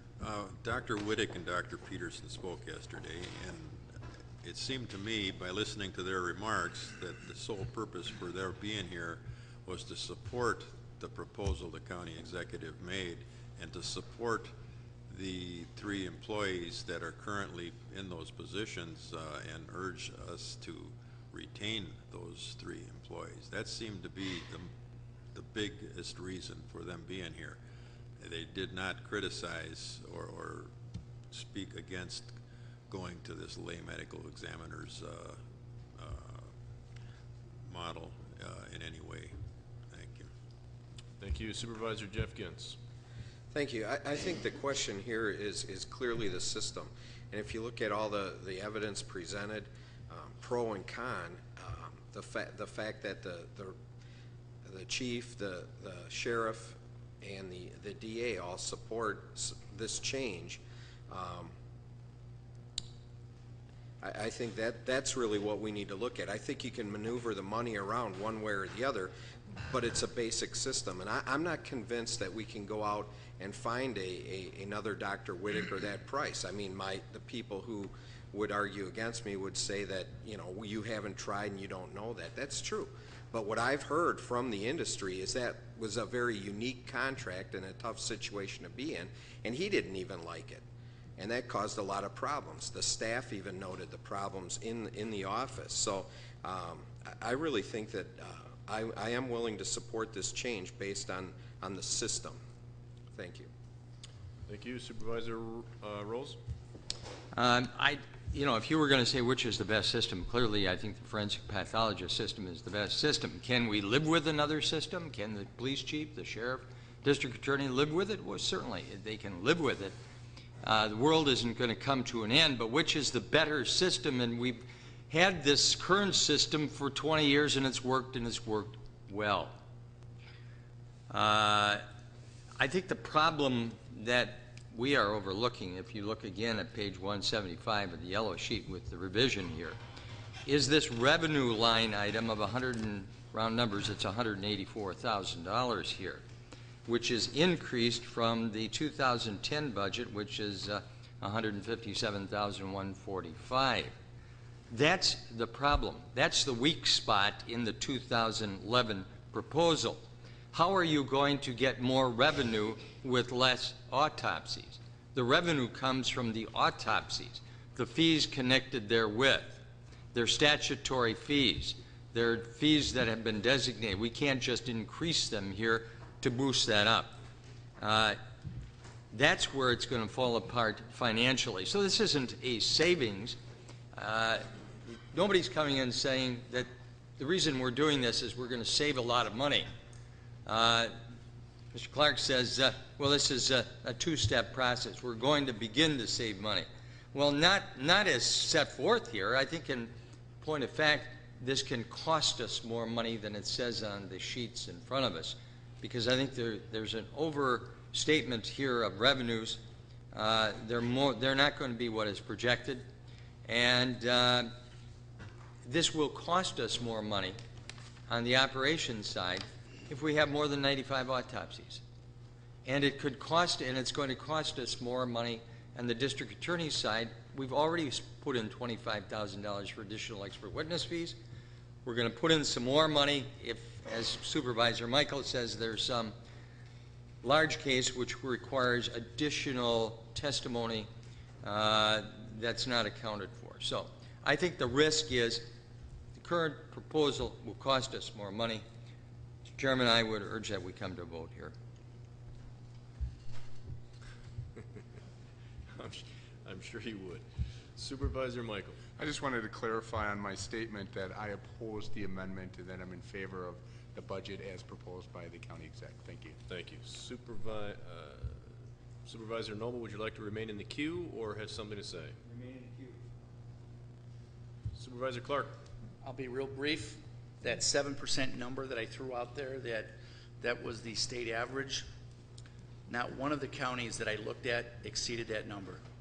Kenosha County's number is 7%, or is 7% is in that 90 range, and I would suggest that we are looking at more things than we have to. History, that's the history of Dr. Mainland. We looked at more than we were required to. Don't forget that. Employees, while we can approve positions, make no mistake that is the administration that decides who sits in those positions, unless it's a director or a medical examiner, which needs to be confirmed by this board. But it is the county exec and the administration that determines who those employees are. Finally, I need to just have Ms. Lori Staves, through the chair, if that's okay, to just clarify that our revenues have nothing to do with autopsies. Ms. Staves. That's true. Autopsies that we do for our citizens is within the budget. We don't get paid to do those autopsies. It's not part of the revenue stream.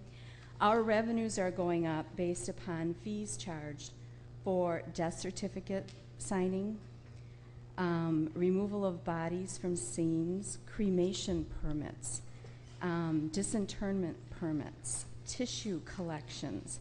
The areas that are increasing from 2010 to 2011, some of the actual fee is changing, like death certificates are going from $75 to $90 for that fee, but we're going from $175 that we budgeted to $190 for next year because that's what we're currently on track for this year. The other area that jumped significantly is the cremation permits. We had 540 in for 2010 adopted budget, and for the 2011 it's 545 because we're estimating we're being at 544 at the end of this year. But we're also in, that's at $185. So the fees are based upon other services, not the autopsies that are done for our citizens. So to be clear, the increase in revenues has nothing to do with the transition of the office from one model to the other, nor does it have anything to do with the number of autopsies that are performed. That is correct. Board is clear on that. Supervisor Rose. All right. Ms. Davis, so if, for example, we adopted my proposal at the, what would be $547,893, we would have the same revenues at $183,917, correct? Yeah, these fees were done in July when we did not know Dr. Wittick was resigning. Yeah. So the We have not revenue changed the line revenue. would be the same, the 183,917, correct? That is the recommendation from the office from July, yes. So if you had an adopted budget under my proposal of $547,893, you can see that you're going to have a reduction in the levy, aren't you? Are you asking me? Yes. It certainly would appear that way. You made the motion. It would you be, agree? I've done the math. The levy then, instead of being, it would be $363,976. Okay, that's, I appreciate the input. Supervisor Clark, you still have the floor? So just, yes or no, Ms. Staves, under either program. Ms. Staves?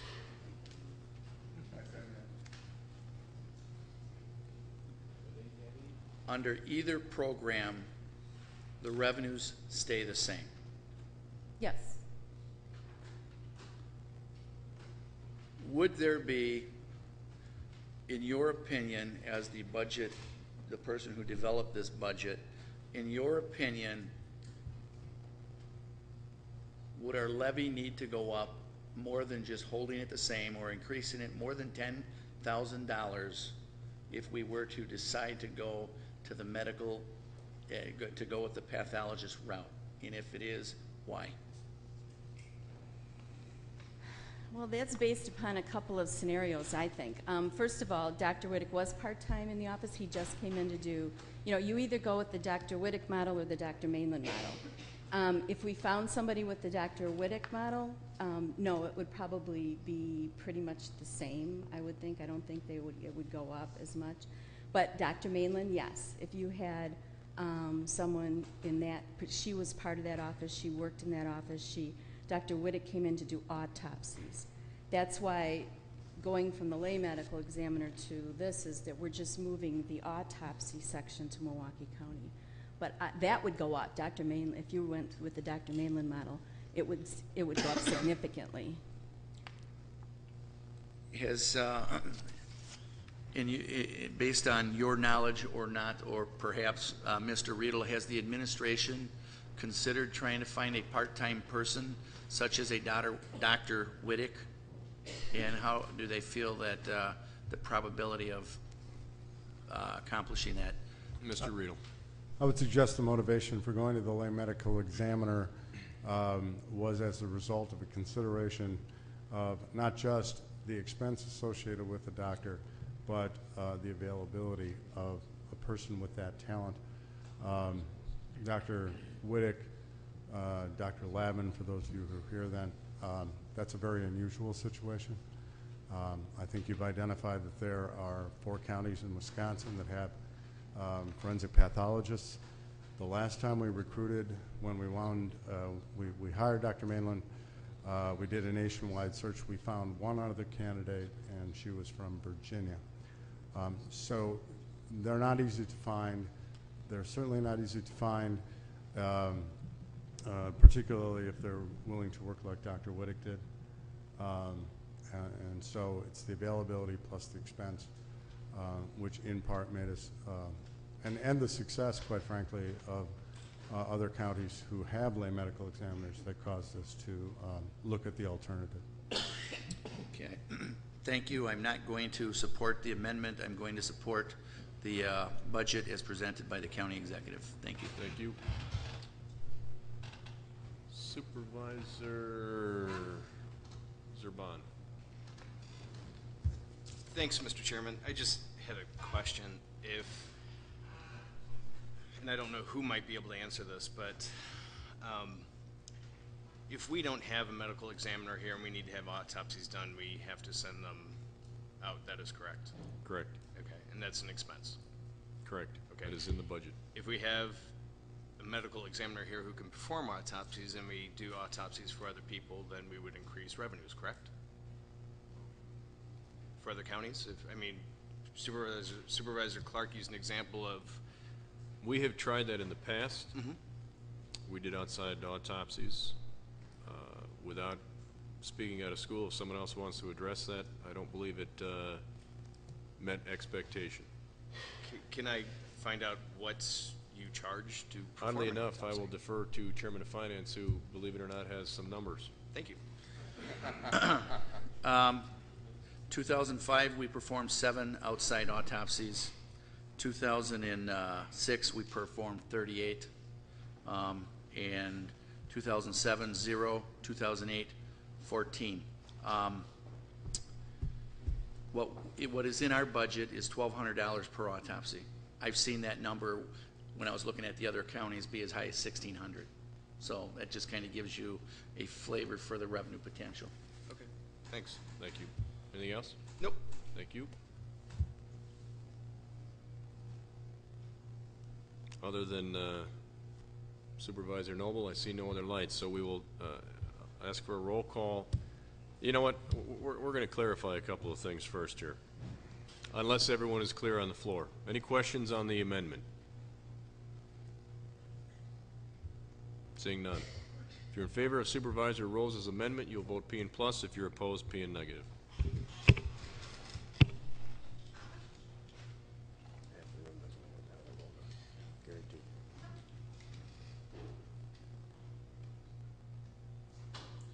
We are missing Supervisor Brunig. We are missing Supervisor Brunig.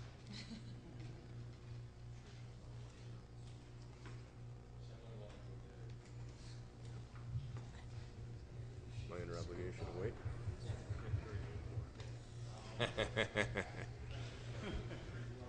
Someone could watch Supervisor Rose for the moment, I'd appreciate it.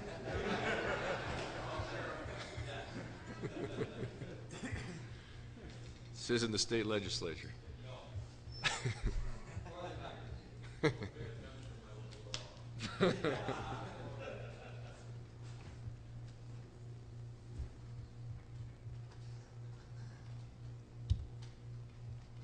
The amendment fails on a vote of 8 to 19 with 1 abstention. We are now back on the budget as presented. And let's see. Supervisor Noble. All right, thank you. I'm going to stick to the same topic for a minute and hopefully be a little less debate because we've debated it significantly. But I am going to propose a modification to the personnel line. It'll actually be a budget savings of $5,916 as I'm computing it. If you want to go to page 10S, I'm proposing that we... Mr. Noble, or Supervisor Noble, if you could speak into the mic a little bit more, please. Blocking it with my arm. Thank you. I'm proposing that we eliminate on page 10S the medical examiner NR-CO for $83,362 and reinstate the deputy medical examiner at $77,446. That would be a budget savings of $5,916. The concept of everything else would stay the same is presented by the county executive. We would still contract out with Milwaukee County or whatever county they want to contract out with. And the significance of this would be keeping on the 3 employees we now have that are trained, instead of eliminating one of the employees that is trained and hiring somebody at a higher pay that has and had training for 12 years, as I understand it.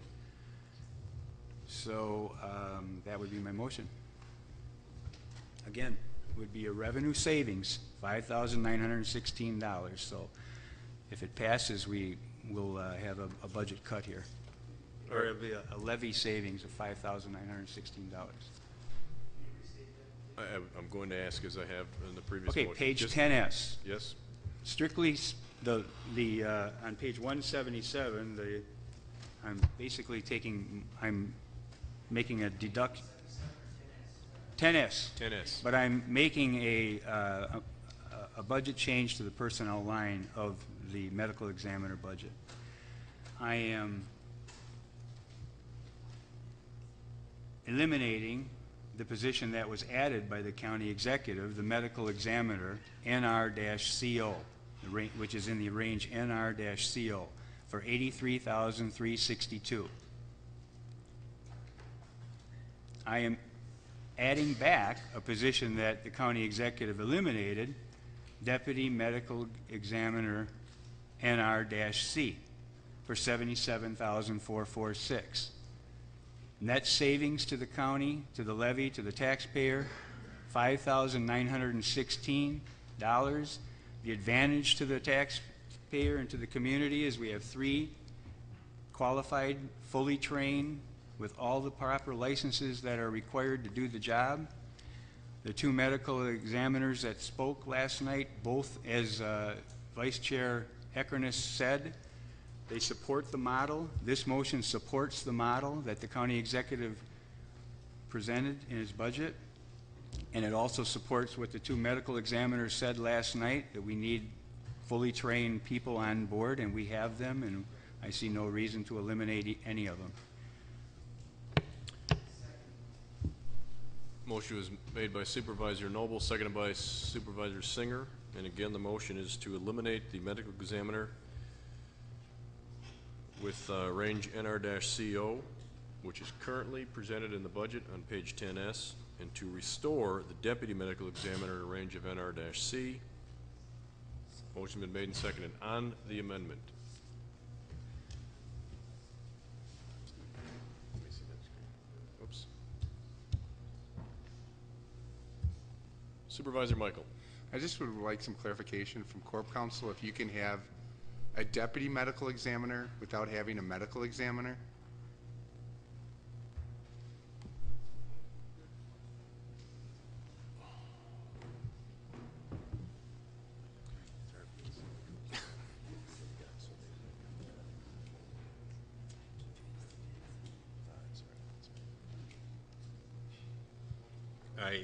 I don't see why not.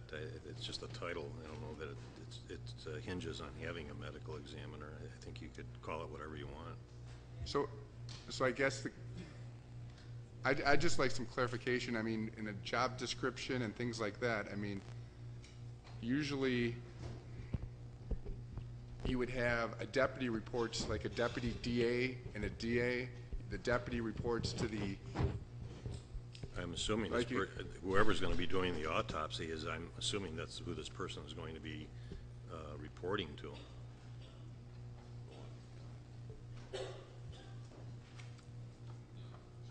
Well, if I'm not mistaken, the proposal would be that the deputy medical examiner would in fact be doing the autopsies, no? No.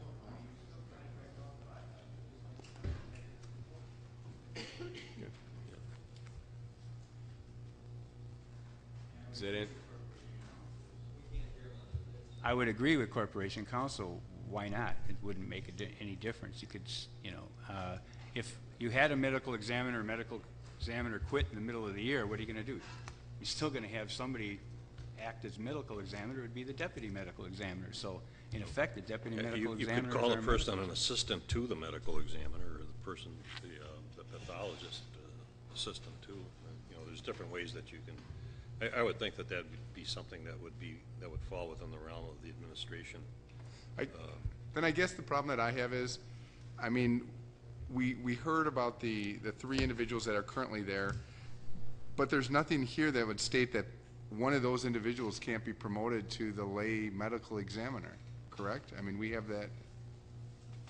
the authority to put what person as this county board still has the ability to put that person there, correct? I mean, currently I just want clarification, if the county executive gives this person the job, we still have to approve that position, correct? Or is this just administratively done?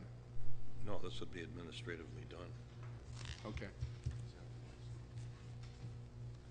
Are you talking, who are you talking about? Are you talking about the person doing the autopsy or the person that's going to be running the office? What I'm looking at is the person running the office.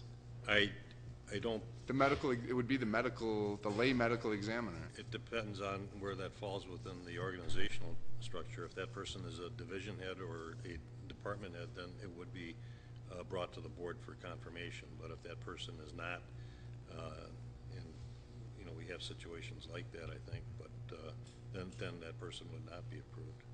Is that person intended to be a department head or a division head? A what?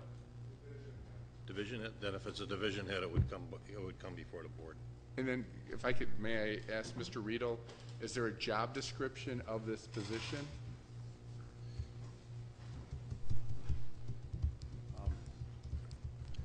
We don't have by eliminating the medical examiner from the budget, I don't have a budgeted medical examiner position into which to put someone. The county has to have a medical examiner, as I understand the law. And so, if it were to go into non-represented employee pay plan, which currently does not, the administration committee would have to include that along with the wage range and the placement and all of that kind of stuff. That does not exist at present because our last 2 county medical examiners have been contracted. And it was our proposal, and I believe you'll find it on S10, that the new medical examiner for the county also be contracted. And so you're saying by statute, Kenosha County is required to have a medical examiner? Well, we have to have a coroner or a medical examiner.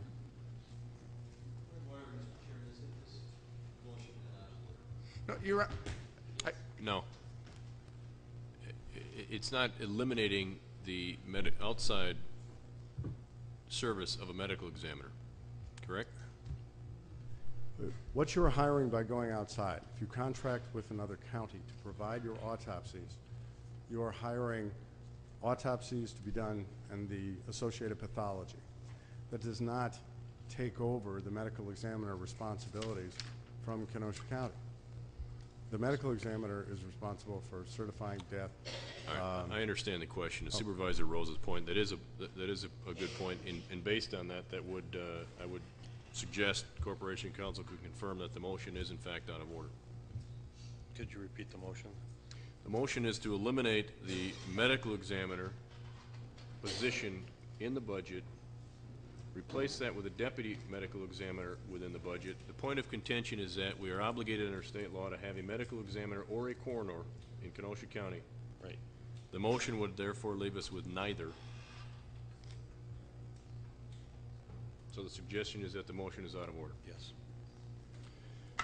As a result, I will, he just said yes. Yes. State your point. Thank you. I just heard the personnel director say, I heard somebody in the background, I don't know who, said it was supposed to be it's going to be a director position, but then he also said it's going to be contracted out. No.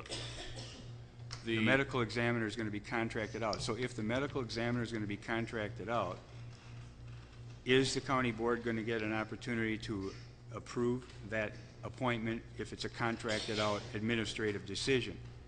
Because the rumor is there's already somebody in training for that job, and we haven't voted on that at all.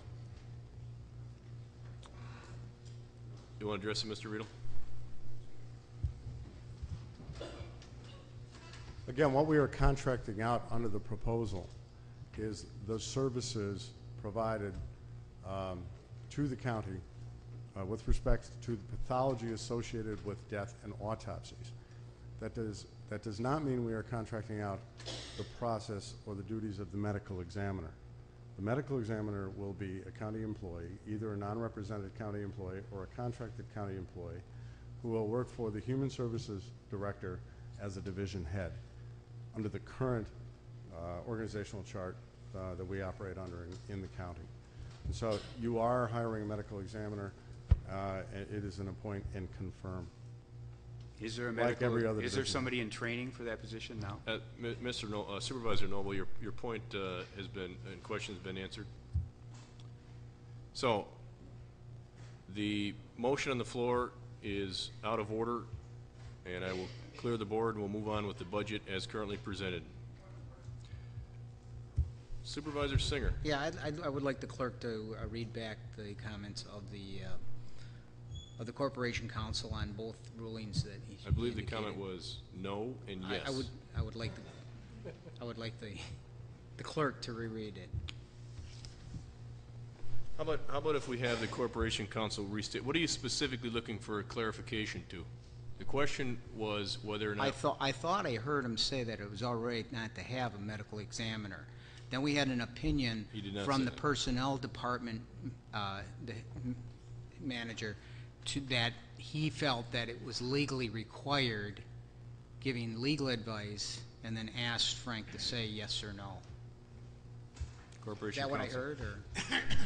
My Supervisor Singer, my recollection of the state statutes, I don't have them here in front of me here tonight, but my recollection of the state statutes is that the county has to have either a coroner or a medical examiner. Medical examiner, my recollection, was a physician. You can hire that person as an employee, you can hire that person on a contract out basis, but the person cutting the knife or using the knife, doing the autopsy, needs to be a physician. So who's going to be doing it? Is that going to be an employee, get a W-2, or is that going to be somebody who we have a contract with? Now, you're going to have somebody running the office, as I understand it, and that person running the office is going to have some kind of a title. It's going to be a department head. It's going to be the person who is responsible for doing all of the paperwork. It's going to be the coroner used to be the one who would actually go out to the scene and make an investigation. You had coroner juries, you remember those years ago? Those kinds of things. I don't think they have those anymore. I remember when Tom Dorff was the coroner, he would go out there, and whether or not he actually disposed of the body or brought it to the funeral home, I don't know. But that was basically his involvement. My recollection is, and again, this is coming to me for the first time here tonight, is that you had to have either a medical examiner or a coroner. You can have somebody running the office. You do have some home rule powers in terms of an administrative nature under Chapter 59, which allows you to set up county government, perhaps in a slightly different fashion than what the state statutes call for. But there again, that person running the office, if that's going to be a division, that's going to come to the county board for confirmation. What you call that person, I think really depends on the administration in terms of how they want to set that job description and the job title. I think it's kind of confusing to call that person a medical examiner myself, and if that's allowed for under the state law at this time, I'm not aware of it. That's the best I can give you on the spot here. All right, again, Based on Corporation Counsel's clarification, the motion is out of order. We're back on the, and I'm going to clear the board. We're back on the budget as presented. Supervisor Clark. I'm going to talk about the medical examiner's office, even though it's in the budget. We are contracting out for pathology services. I talked to some counties, and it doesn't have to be one person. It doesn't have to be approved by the county board. I talked to one county that sometimes uses Dane, sometimes uses UW-Madison, sometimes uses Waukesha, sometimes uses a local pathologist, sometimes a local pathologist that's in a hospital because it's done for $700. So we're not doing that. And regardless of what you call these positions in that office, or regardless about how you feel about the employees in that office, or their level of experience or lack thereof, there's only one position that this county board has a say in, and that's the top position. Don't lose sight of it. Thank you. Thank you. Supervisor Rose. I'd like to go to page 6 and not talk about the medical examiner What page? anymore. Page 6 of the budget resolution. Page 6 of the budget resolution. Yes. That is not in your book. Right. That is not in your book. It's the packet on your desk. Now, this, at the top of the page, this says that, be it resolved that the Human Services Department review with the 3 committees the human services programs and report about their effectiveness and cost to benefits. But you haven't put any money behind this. And if you're going to do anything in this regard, and we talked somewhat about this prior to the budget being presented to the county board, and we talked about it somewhat in the committee, you're really going to have someone assist the Human Services Committee, the Finance Committee, the Public Welfare Committee in reviewing these contracts. And I have a list of these contracts. We talked about this in the Human Services Committee. Human Services Committee voted 3-2 in support of the contracts as presented and the dollar amounts behind them. I had proposed, and there was a second by Supervisor Celebrate, to cut those contracts by 2%. And if you take a look at the how much we're spending on contracted services for 2011, we're talking about $23,602,073, and of that, a local levy of $3,912,799. So we're talking about some significant dollars. Now, what we talked about in committee was to reduce that by 2% because of the fact that at least one of the agencies indicated that they hadn't increased the salaries of their employees for the last 2 years, which I don't think has anything to do with the issue of how much we propose and pass for contracted services in this department. My point in making my comment on this particular clause is that unless you have some professional assistance to the Finance Committee, Public Welfare Committee, Human Services Committee, in objectively taking a look at the effectiveness and cost benefits, this clause is not going to mean very much at all, and I would suggest it's probably a waste of our time. I know that the Human Services Department supports all these contracts. They'll tell you they review them. They'll tell you that they are effective. If we're going to take a look at this from an objective viewpoint, we need assistance on that from someone in a professional position. I see nothing in the budget here that would give us that kind of objective assistance. I think this clause is largely meaningless.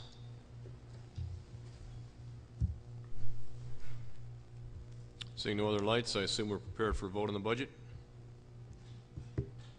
Oh.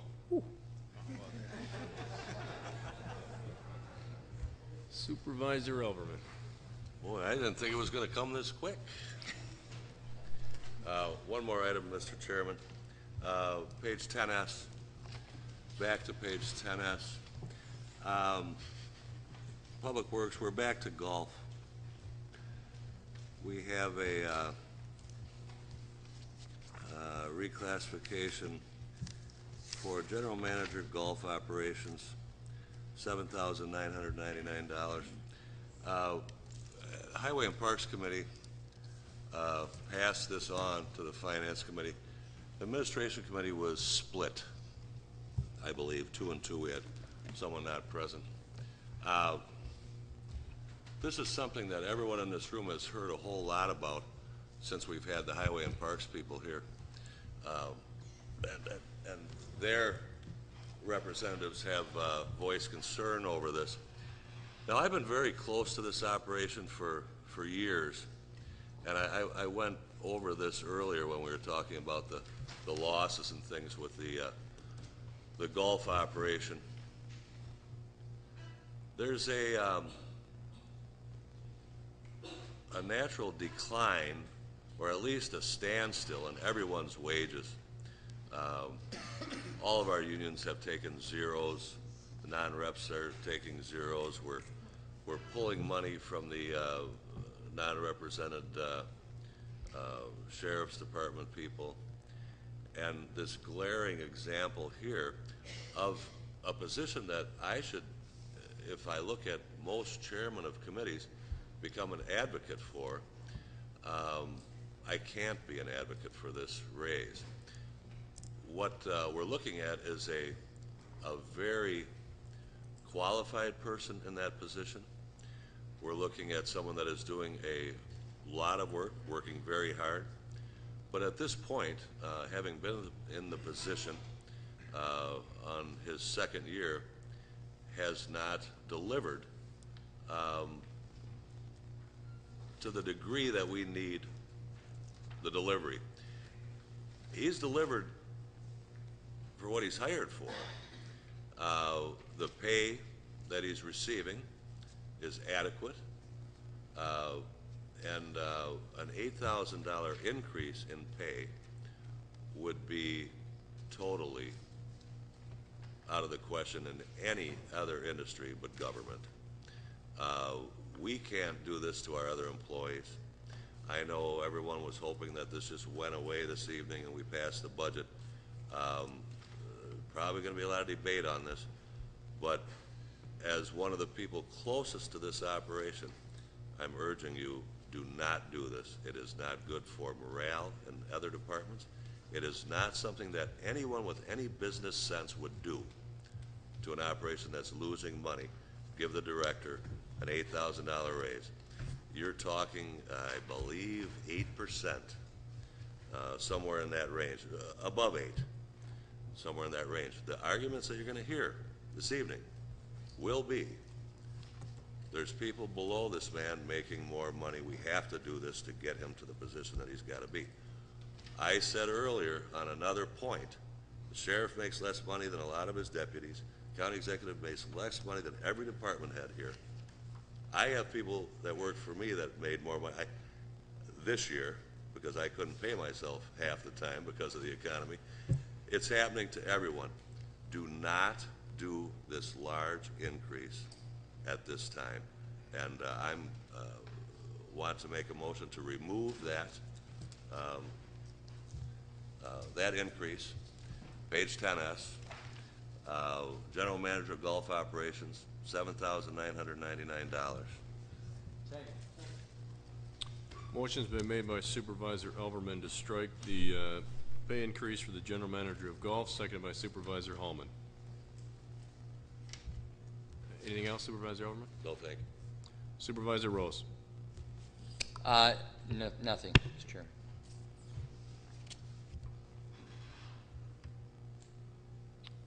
Supervisor Noble. I did not support this in committee, and the raise, and so I'm supporting this motion by Supervisor Elverman. I would consider if somebody wanted to amend it to such a fashion that I'm not going to make this amendment, but I'd be willing to support a compromise that would be to withhold this salary increase until December of next year, and if golf course is break even, pay it then. But my reason in committee for not supporting it is this general manager was hired to get golf operation to break even, and that was that's his purpose and his goal, and he hasn't been able to meet that goal, and I can't reward somebody for not meeting their primary goal. So that's my reason for not supporting it. Thank you. Supervisor Clark. Thank you, Mr. Chairman. I'm not going to say that he deserves a raise because somebody else on the golf course makes more money than him, but I did support this in committee. I supported both raises in committee on the fact that the county executive, when he hired these gentlemen,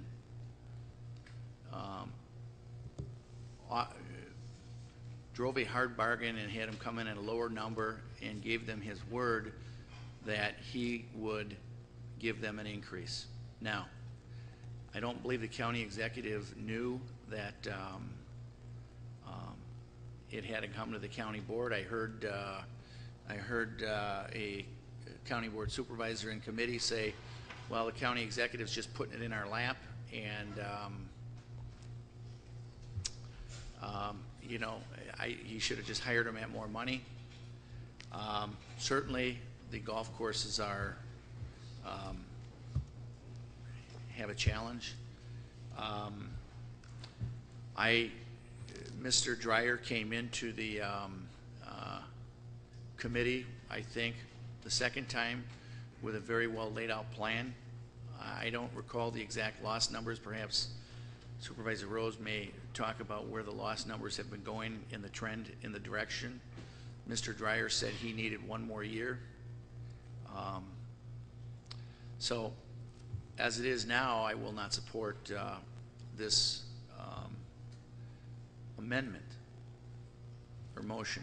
However, I will support the concept that Supervisor Noble mentioned, that if you do what you say you need to do, if it break even is our benchmark for next year, I will support that concept.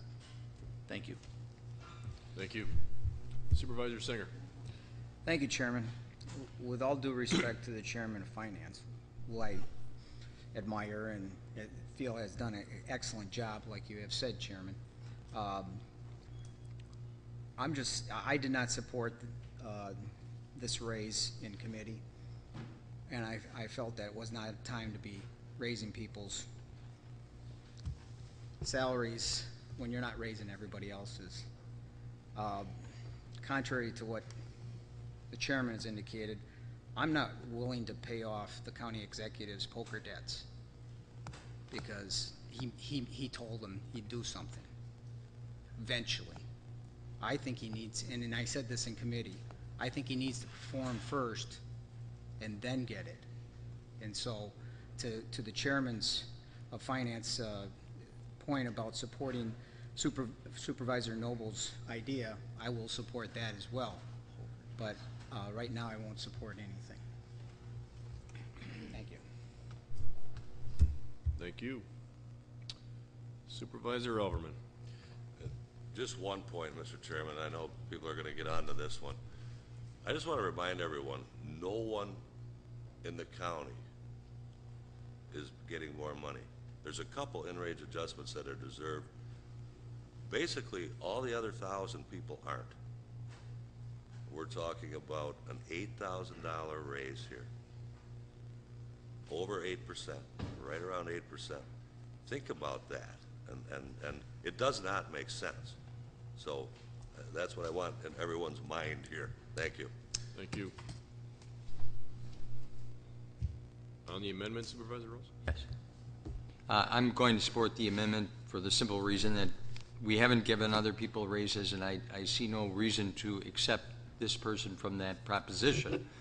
I think one of the points that I made, and that's why I would certainly not support what Supervisor Noble has proposed here, or supported by Supervisor Clark, that we give the raise but withhold it until December based upon the fact that he would see to it that we would break even. It's not possible to break even. That was the point of the discussion earlier this evening. You just can't break even with that 63 holds, those kinds of salaries, those kinds of expenses. I don't care who you put in there.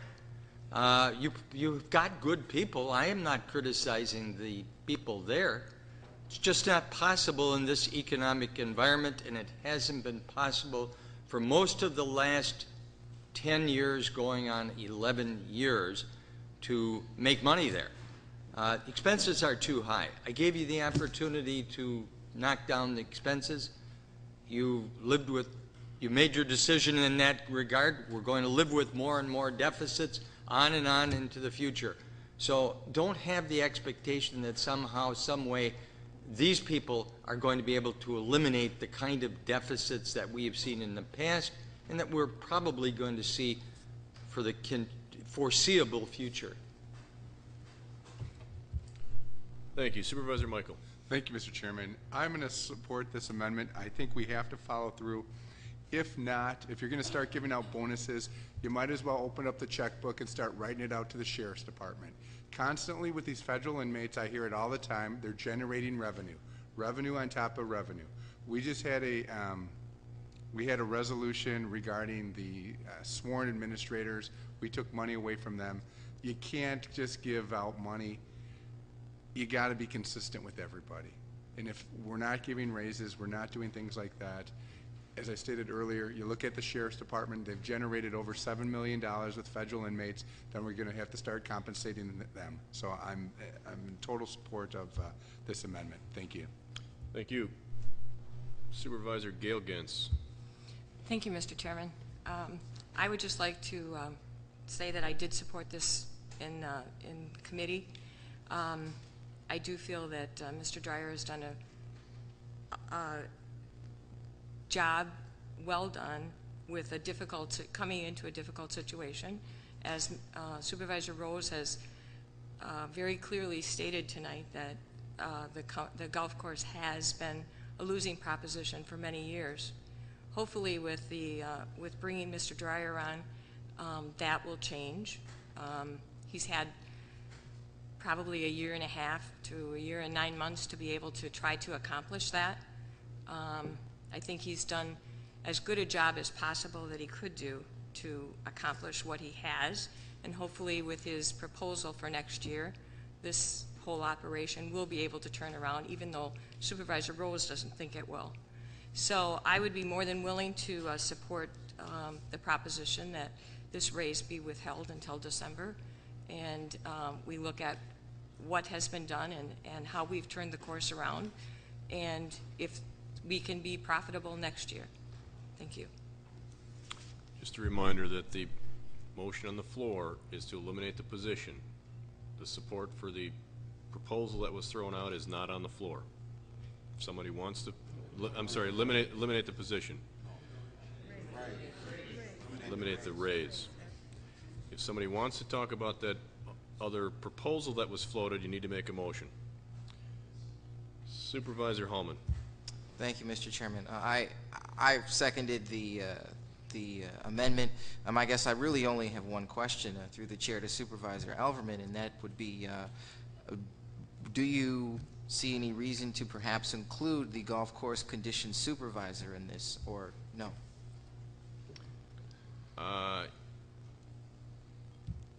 The motion on the floor is the elimination of the increase for the general manager. I guess the question that I should ask is, were I to make that a friendly amendment, would he be favorable to that? I don't believe there is such a thing as a friendly amendment. Is there an amendment to an amendment appropriate? That'll be your option tonight, Mr. Hallman. Supervisor Hallman. Then I guess I would propose to amend the amendment then, to include the golf conditions supervisor. Motion on the floor to amend the amendment to include the golf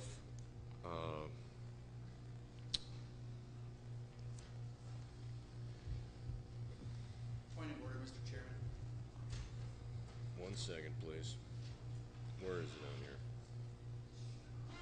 I just had it. What's the title again? Conditions supervisor. Golf Conditions Supervisor, been seconded by Supervisor Underhill. State your point, please. I was going to ask if this was acted on, that we separate the question. So if, I would prefer that we handle these one by one. I don't, if he makes the amendment, then do I make a motion to separate the question? Procedurally, what do we do? Corp Counsel? You can do that. You can make a motion to consider it seriatim, paragraph by paragraph or phrase by phrase.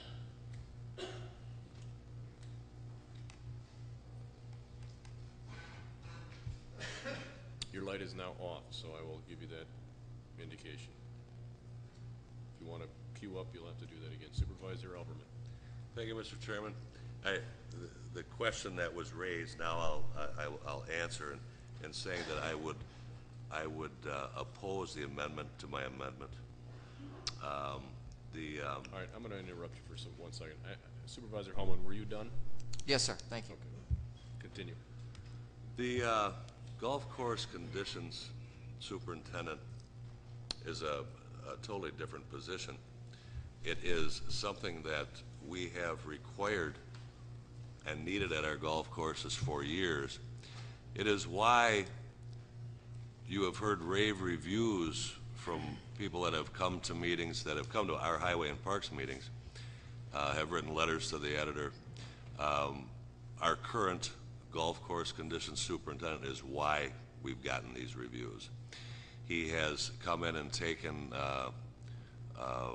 conditions that we were many times given horrible reviews on, came in with a degreed person that knows turf, knows everything that needs to be done with turf, knows golf course turf, and has changed in the year and a half, has changed our golf courses dramatically. At the committee level, this was understood. At administration, it was understood. It's understood by myself, possibly more than anyone here, because I'm basically trained in the same, much of the same standards that he is, and we will gain and have gained tremendously by his presence. He is currently being paid under industry standards for his profession and for his credentials.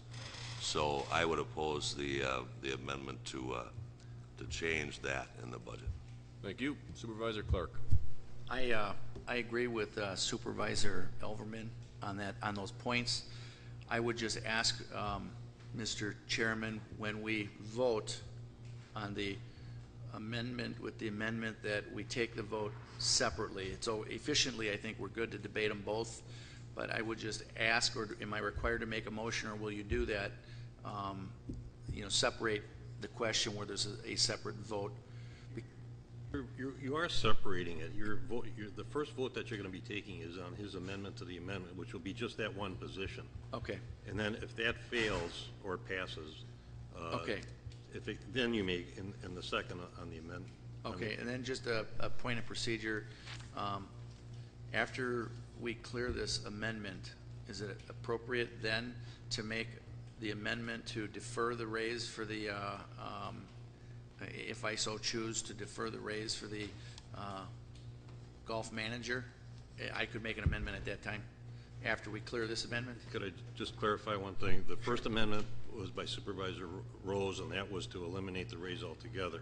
And then you would be making another amendment. You would be making a substitute amendment, I think, is what you would want to make at that point. You would want to substitute your amendment for Supervisor Rose's. Okay. Supervisor, thank you. Thank you. Supervisor Hallman. Thank you, Mr. Chairman. After hearing the wisdom of the Chairman of Highway and Parks, I will withdraw my amendment to the amendment. Thank you. You will, correct. You will rescind your second. So everyone heard Supervisor Hallman is rescinding his original amendment to the amendment. Supervisor Underhill is agreeing to withdraw that. Supervisor Noble. No comment now that it's been withdrawn. Supervisor Clark. I'm going to make a motion to substitute Supervisor Elverman's, Supervisor Rose or Elverman? I think it was Elverman. Supervisor Elverman made that motion. Supervisor Elverman's amendment to state that the golf course director's raise is contingent upon the golf course breaking even in 2011. All right, someone seconded that? Supervisor Noble seconded. Just to be clear, and I'll make this statement, you do with it what you'd like. You won't know whether or not the golf course is profitable until well into the year. I believe we start hearing reports that give us a real sense of where it's at sometime around the third quarter. I was thinking of that, yes. Care to clarify your motion?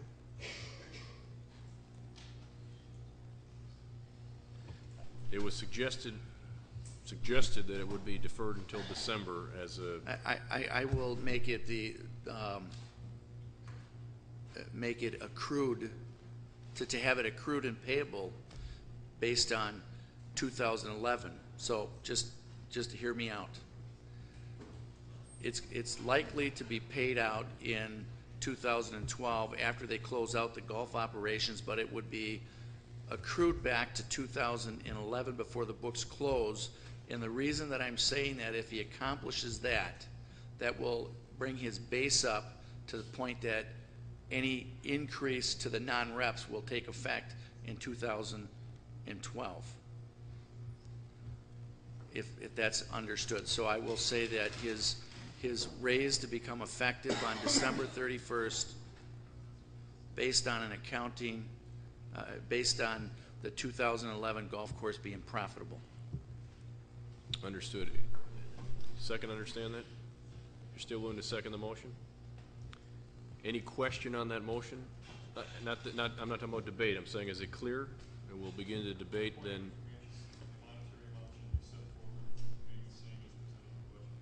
That I believe is understood. I will state that, in fact, it is understood that the monetary amount will match what's in the 2011 budget. I appreciate the point. Anything else, Supervisor Clark? No, thank you. So what is before us today, right now, yet today, but is the substitution of Supervisor Elverman's amendment to eliminate the Director of Golf increase to be an increase that is accrued but deferred until December 31st based on performance. We're all together? Supervisor Rose. Yes, let's see. This is what you're asking him to do. You're going to give him $8,000 if he eliminates what we think is about $350,000 worth of deficit. I believe what you think is $350,000 worth of deficit. Well, I guess we'll both wait and see. We'll wait and see. We're only guessing. But if history is any guide here, it's going to be somewhere between $200,000 and $300,000. You know, my advice to him would be just turn the raise down. It's not, you can't do it. And if he could do it for that kind of, he ought to get more than that. I mean, nobody would contract to do that, eliminate $200,000-300,000 worth of deficit, and you get $8,000? I mean, if we went up to an outside consultant and said, would you do this for $8,000, they'd laugh at you. The point of the matter is that I don't care what kind of raise you give the man. He can't do it with this kind of structure that we have in this budget. The expenses are too high. There are too many holes. There are too few golfers. The rates are too low. It's just not there. Now, I don't know why we can't get this through our heads. It's 10-20. I think if you think that he ought to get a raise, then give him a raise for whatever reason. Nobody else is getting a raise here, but for some reason there's a big debate about an $8,000 item. It should have been about the $350,000 cut. But let's not live in some fantasy world that expects him to eliminate the kind of deficits that we have seen, 2.5 million plus from 99 to 2009. He's not a financial miracle worker. Thank you.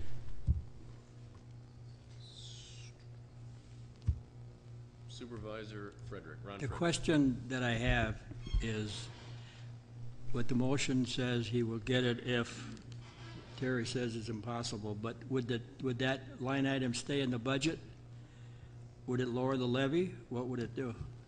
I would assume that that line item will stay in the budget. If in fact it is, the condition is not met, it would be returned to the general fund at the end of the year.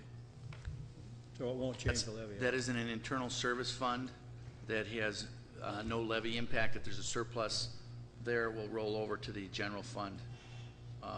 If there's a deficit, we have to cover that deficit.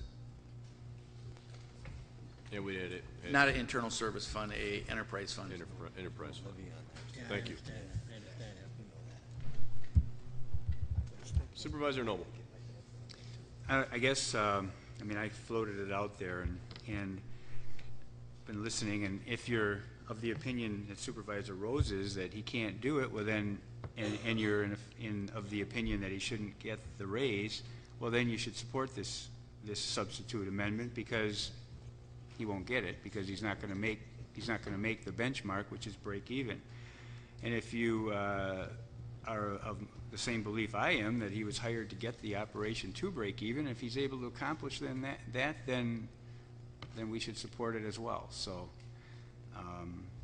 I'm hoping and I trust that he will be successful, and we'll know by December 1st, because for the most part the golf operation pretty much shuts down by December 1st because of weather. And then after that, the costs are pretty predictable what they will be in December. So we'll know by December 1st whether we're profitable or not. Thank you. Thank you. Supervisor Grady. I'd like to make a motion for a roll call vote on the substitute amendment. When we get there, we'll certainly do that. We were this close. Supervisor Grulich. Sorry. In regards to the substitute motion, I'm not going to be in favor of that, because that kind of puts us in with the line of giving out money as opposed to merit of their job, basically in regards to the bonus situation. So I'm not going to be able to support the substitute motion. Thank you. Thank you. Supervisor Arrington.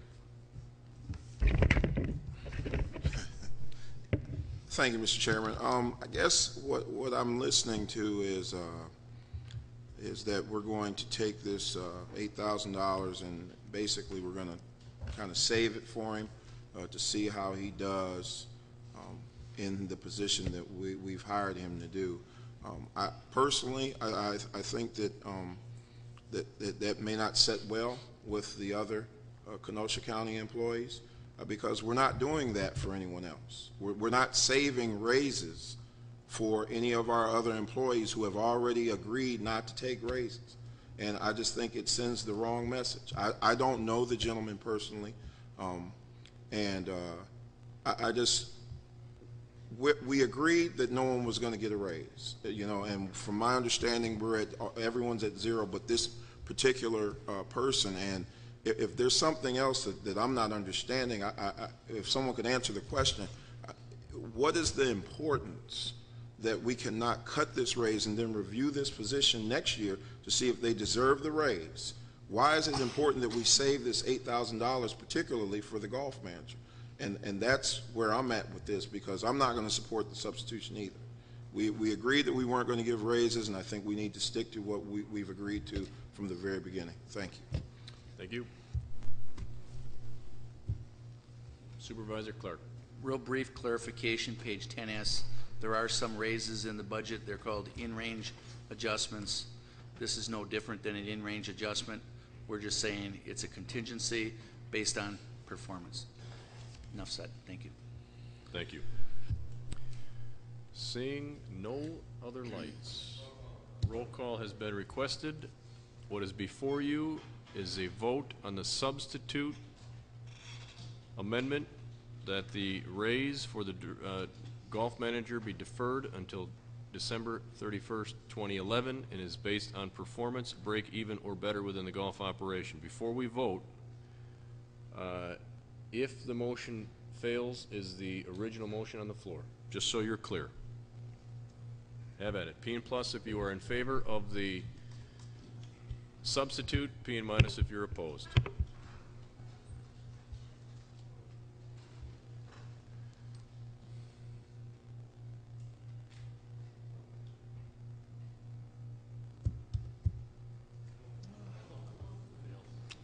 Well, imagine that. Motion fails on a tie vote. I'm going to ask right now that nobody on this board floor read into the fact that we should add a supervisor in order for this not to happen.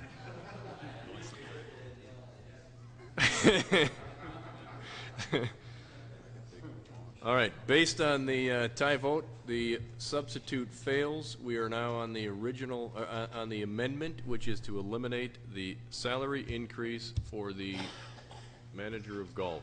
Any further discussion? Seeing none, a roll call has been requested.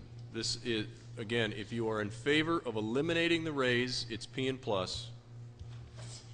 If you are in favor of keeping the raise in the budget the way it's presented, it is P and minus. Yes. The motion is to eliminate the salary increase. If you are in favor of eliminating the salary increase, it's P and plus. If you're in favor of keeping the budget the way it's been presented, with the salary increase, it's P and negative. Supervisor, thank you.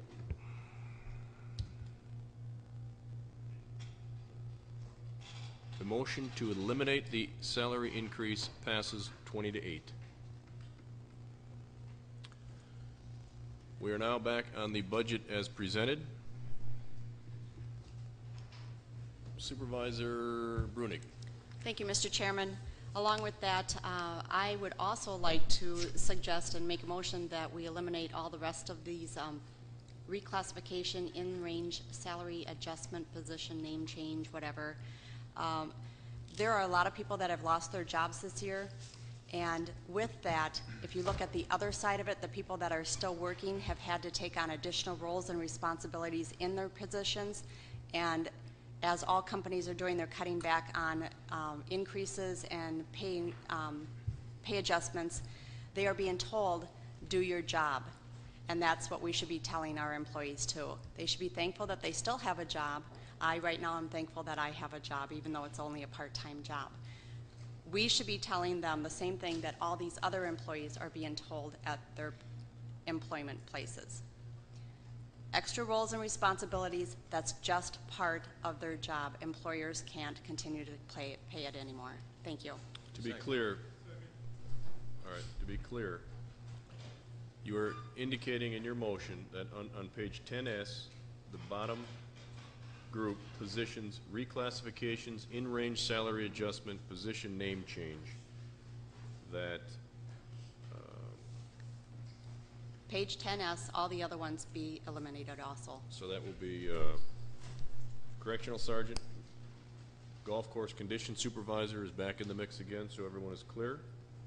Parks foreman, economic support supervisor, payroll supervisor. That is correct.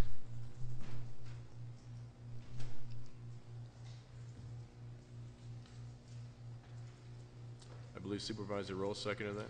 I did. Motion made by Supervisor Bruning, seconded by Supervisor Rose.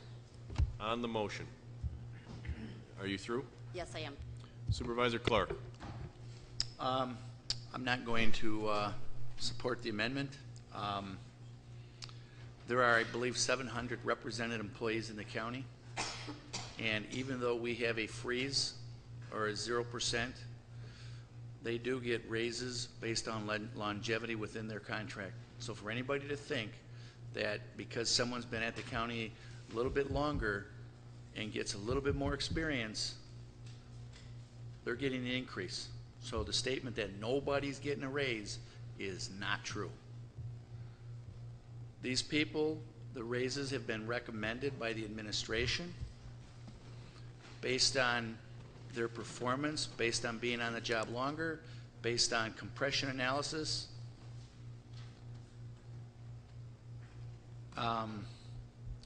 And I will remind you that all of these went through each oversight committee and were passed. They also went to the administration committee and were passed. The golf items, certainly there was a split vote at the different messages coming from the committee, and I understand what this county board did. So I'm not going to support the amendment. The dollar amount that I think we're talking about is just under $8,000 for the non-golf or the levy effect, and then there's the position for the superintendent of golf, which I think is $5,999. So we are talking about $14,000. Thank you. I want to clarify with the motion. There is a position, finance and administrative services, payroll supervisor, which is a reclassification based on a change in duties within that department. And I think that I'm going to ask for clarification from Mr. Gertzen or Mr. Swartz on the effect should that position be eliminated. I believe we've got a system we're trying to implement. Without it, I'm not sure that we can do it.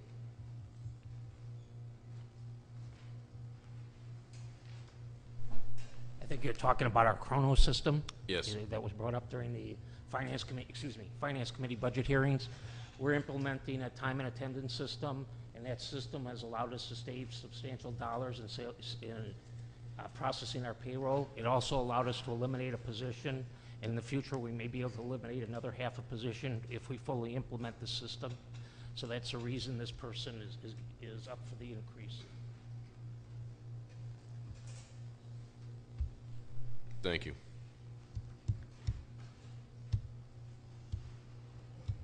All right, what do we got going here? There we go. Supervisor Grady. Thank you, Mr. Chairman. The hour's late, so I'll be brief.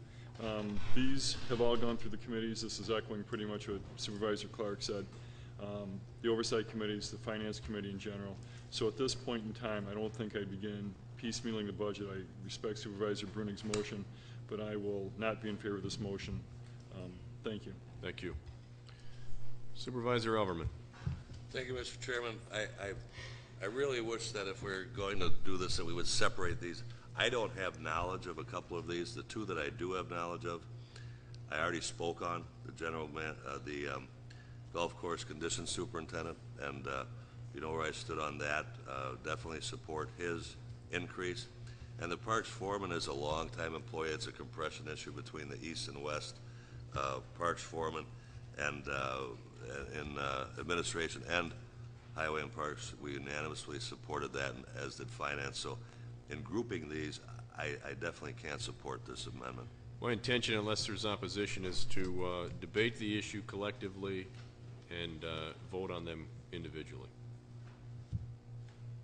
Supervisor Jeff Gentz.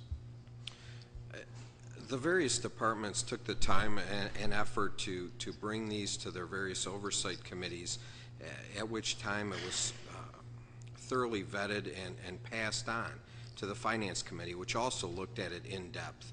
So I really think a sweeping motion like that at this point is something I really can't support, and I think it's kind of ludicrous. Thank you. Supervisor Brunig. Thank you, Mr. Chairman.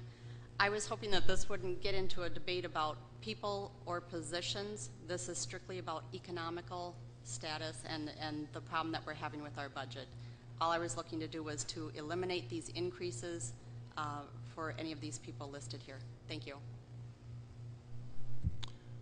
Okay, again, but I want to reiterate, it's my understanding, based on the Finance Committee budget meetings and the discussion on the position in the Finance Department, that they will not transition the position without the increase due to the change in job duty, the requirement to implement the new Chronos system. If I'm incorrect, then the Finance Committee can correct me on that.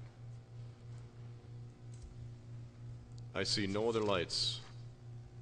Again, without objection, we will vote individually on these positions. The first will be, and we'll do roll call on each position. First, if you look in your budget book on 10S and follow me, it's the old position of correctional sergeant, new position is also correctional sergeant. It's an adjustment, in-range adjustment. Yes means you support the elimination of the salary increase. No means you support the budget. For lack of any other better way to put it, you support the budget as presented. P and plus to eliminate, P and minus to keep it in there.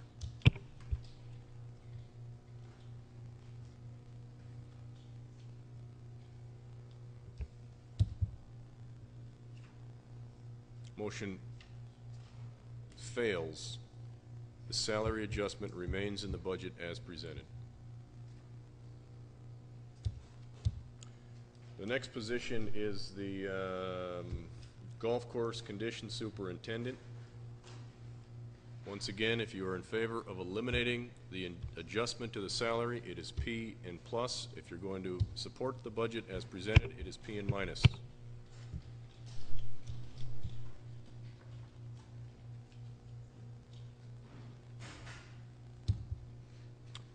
Again, the motion fails. The salary adjustment remains in the budget as presented.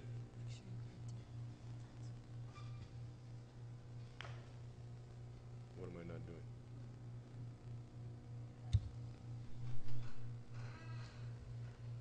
Is it pretty?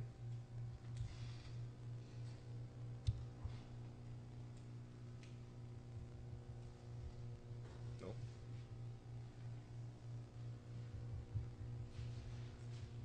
I'm sure they'll say it's human error, but I haven't changed what I've done. Well, we'll try one more time, but what's that?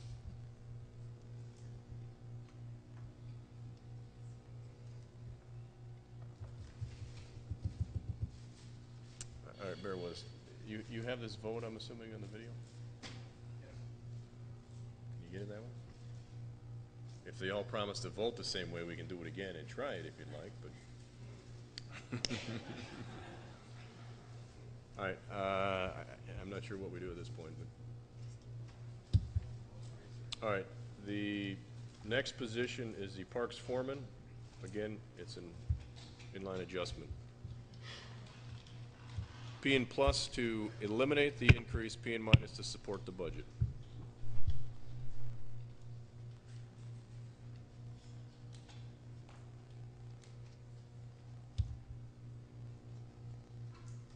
Again, the motion fails.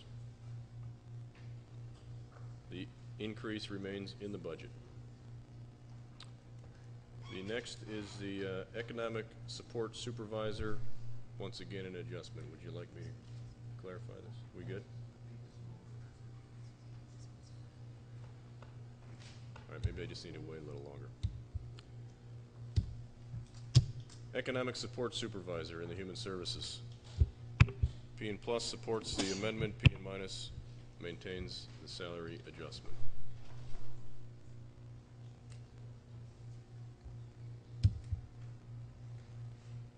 Again, the motion fails, 24 to 4.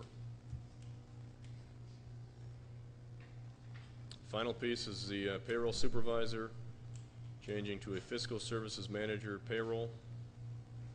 We good? P and plus to support the amendment, P and minus to support the increase as presented.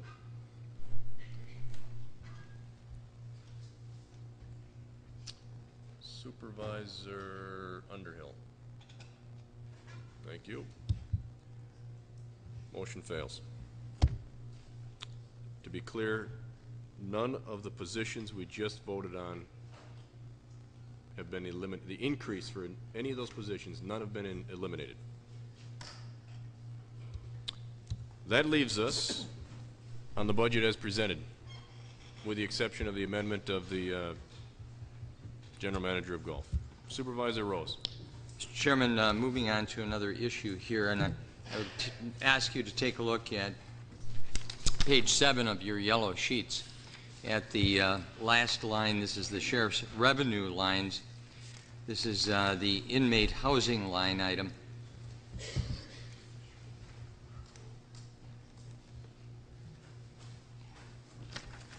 first take a look at 2009. How much did we collect there? We collect $6,712,640. That was the actual.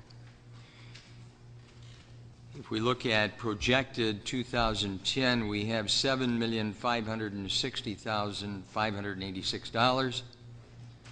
And then if we look at the executive's budget for 2011, it drops down now to $6,012,900.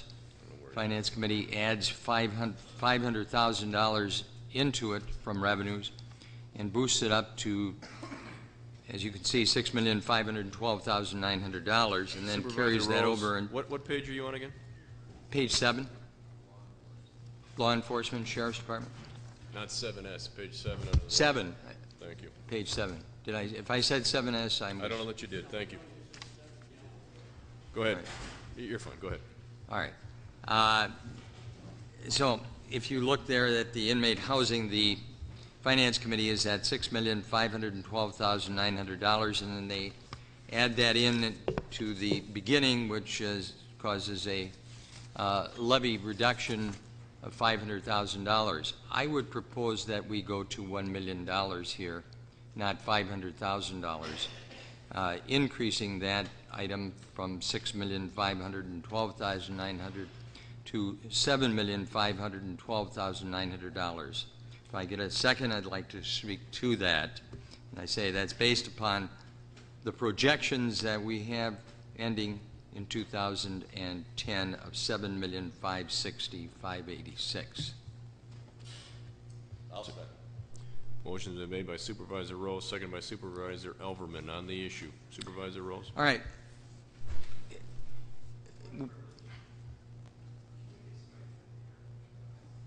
is hot here. Boxes are on the wall. I don't know what to tell you. I don't have a key for the one at home, let alone the one here. So is the supervisor saying there's too much hot air in the room?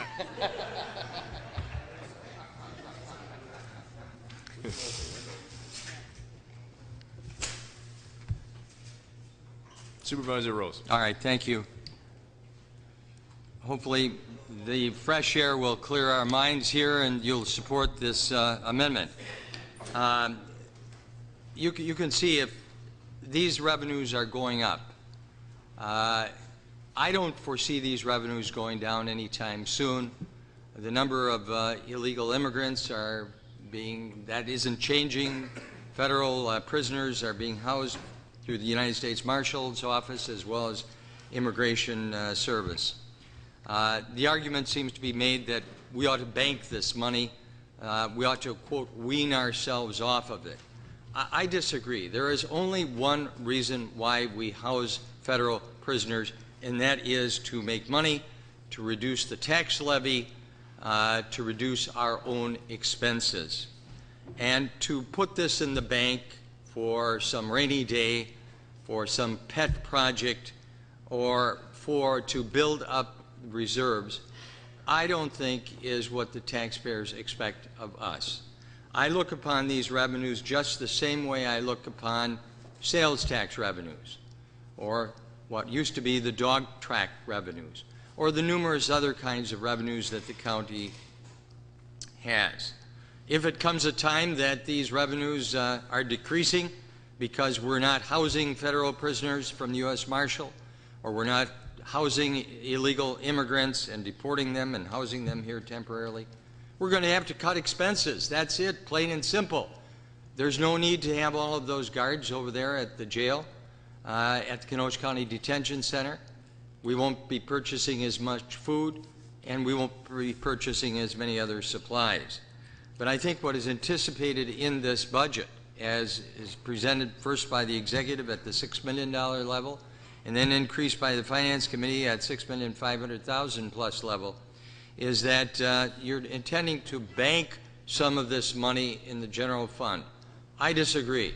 I think this money ought to be used for reduction of levy, and that's why I'm proposing that this line item, this revenue item, be increased to $7,512,900,000, which in the front page will give the taxpayer an additional $500,000 levy decrease. Thank you. I Supervisor would Clark. oppose this amendment. Number one, for budget stability. Last year, 2009, we hit 6.7 million. I mean, they may have had a phenomenal year. There's no guarantee. We are pushing our maximum levels already. If we come up short from a $7 million number, that's going to fall to the general fund and reduce our general fund. If we are at 6.5 million and we come up to 7 million, it's going to go to the general fund. That will, our general fund is already below our targeted reserve percentage limit that we're looking for. We have, so from that standpoint, and as far as cost, Supervisor Rose is absolutely right. If we lose that, we're going to cut expenses.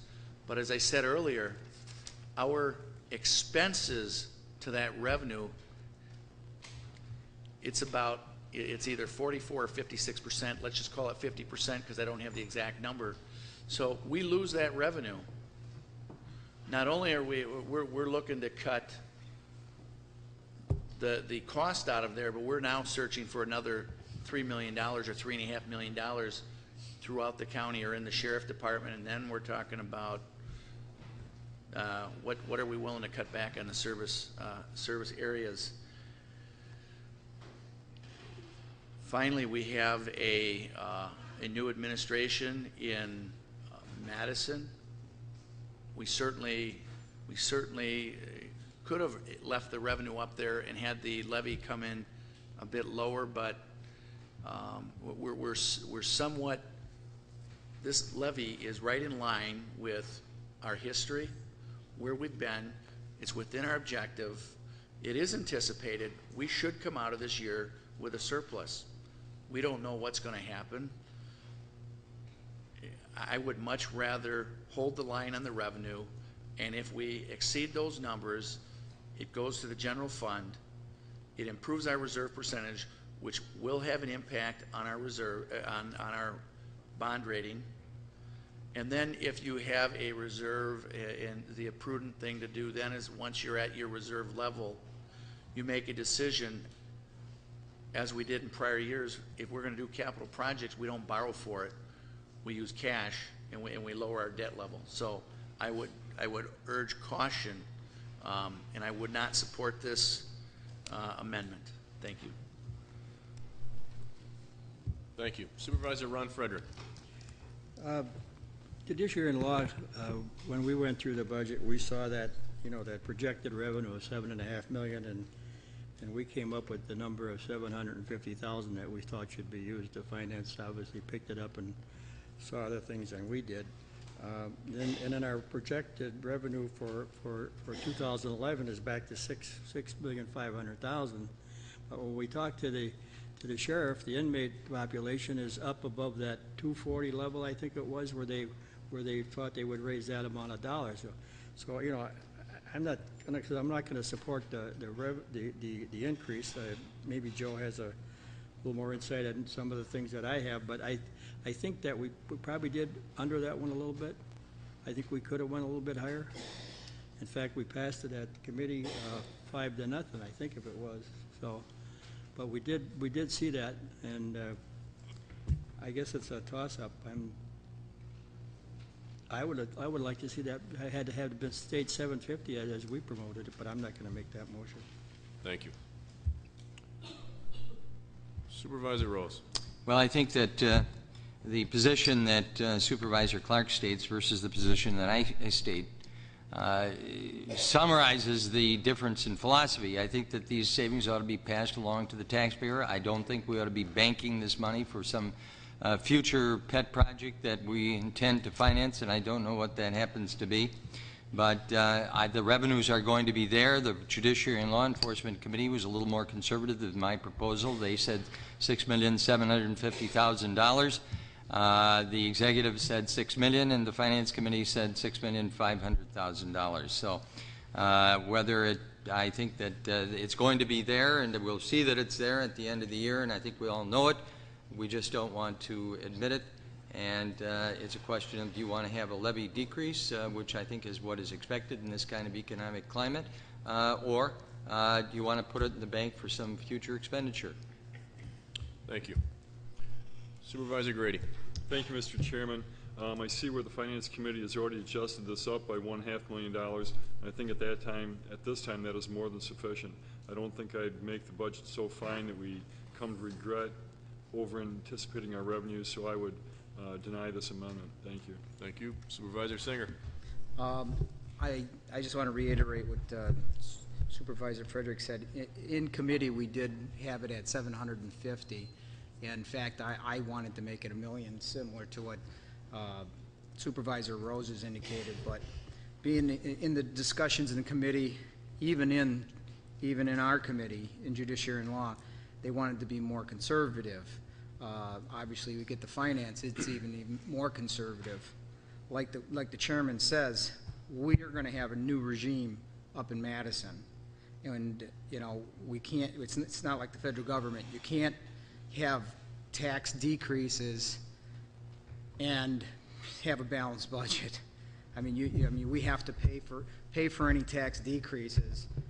We don't have the luxury that the federal government has of just passing it on and borrowing money and borrowing money. We can't do that on the state level, and we can't do that on the local level for sure. We've got to make sure that we don't know what's coming from Madison. And like the chairman said, this has been the toughest budget so far. It's going to be tougher next year, I believe, because you've got a $2.5 trillion deficit, and if we have the tax decreases that the governor-elect has indicated, that's another $1.5 billion. So we've already got a $5 billion hole, or $4 billion hole to deal with on the state level. You think we're going to be getting the same amount of funding that we did this year? I don't think so. And so, so I was to where Supervisor Rose was, and I've come back to the level of saying we got to do this. I think Chairman Clark is correct on this. We need to do that. We do at some point, I think, have some options because we have so much equity or whatever you want to call it as an asset in unpaid taxes. I mean, we're getting 18% per year on that. Unfortunately, it's off of our own citizens that we're charging the 18% on. But, you can't get a better investment than that, but that's not considered cash. It's not considered, easily accessible or liquid.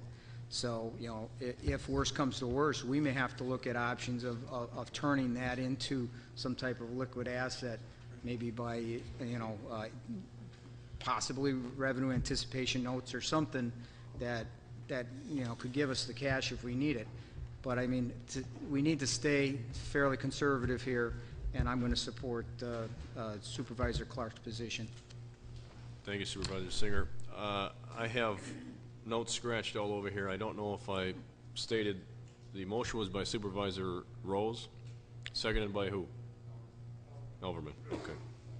Clear. There are no other lights on the issue.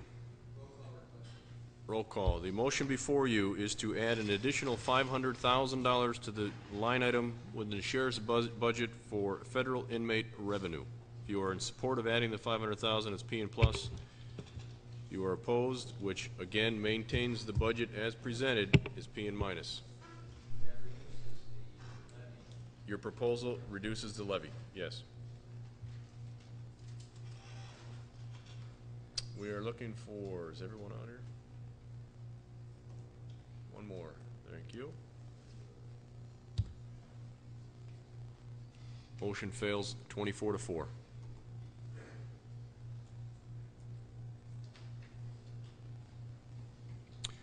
We are back on the budget as presented, with the exception of the elimination of the general manager of golf salary increase. Any other supervisor comments?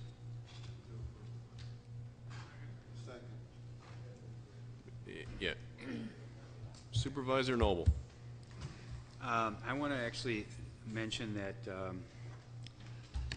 the administration committee, I made a motion, and the administration committee proposed a very unpopular proposal of eliminating for non-reps the flex spending.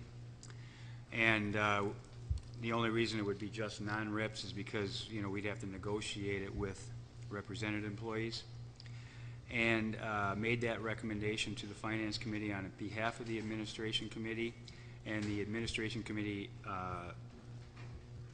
basically did not go along with that, to the applause and cheering of the non-reps that were in the committee meeting.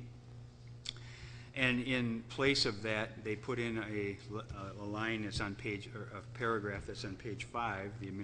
The Finance Committee did put a paragraph in that Personnel Division will review with Administration Committee and all employee benefits such as, but not limited to, flex accounts, employer-paid WRS, co-pays, and employee contributions to health insurance, and bring cost savings, and recommends to the county executive by June, so that recommendations can, if any, be incorporated in future labor contracts and budgets. That's the compromise, and I, feel that we need to change the mindset of how we negotiate with our unions. So I'm going to withhold my affirmative vote until after this meeting of June, which won't occur until June tonight. I'm going to withhold my affirmative vote on the budget until after this meeting. Thank you. Supervisor Clark. Just point of information, you can only vote on the budget tonight. Thank you. Supervisor Decker. Point of clarification, was there a motion to approve the budget, and was it seconded? Or no? At the outset of the meeting, at the outset of the discussion, there is no need for a second motion. Okay, so we're speaking to What is approving- on the floor before you is the budget as amended, and the only amendment that is passed this evening is the elimination of the salary increase for the general manager of golf. So can I add amendments? Yes. Okay. I'd like, on page 223, the economic development plan, the work goals from the Kenosha First Plan, I'd like to remove 4E.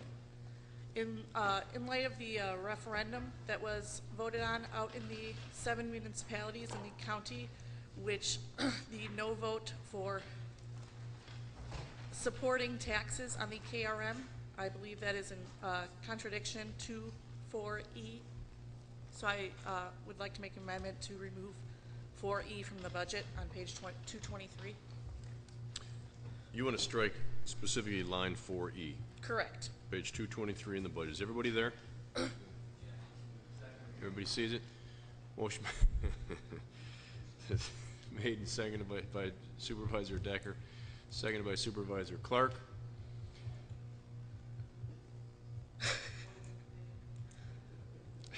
State your point, please. I might need corp counsel for this, but it's not a monetary item. Can we do that? My understanding is this is part of the budget. Sorry. Through the chair to corp counsel, who's not in the room. Corp counsel appears to be silent on the issue. I would make the. I would make this statement. First of all, I don't see why you couldn't strike it. Secondly, while this is part of the budget, it is not part of the budget resolution. This is the goals from the Kenosha First Plan. It is. It carries about as much weight as the ink that it costs to write it. Corporation Counsel states it's not in the budget, but I'll let them address it. You want to address it to the group? Question is,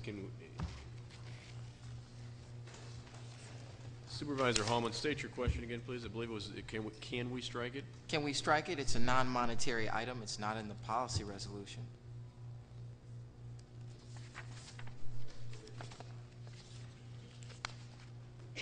I stated it was simply goals and objectives stated by that particular group. Carries no weight. Could I ask Dave a question? Mr. Geertsen, is the section that she's referring to, is that the, is that the missions?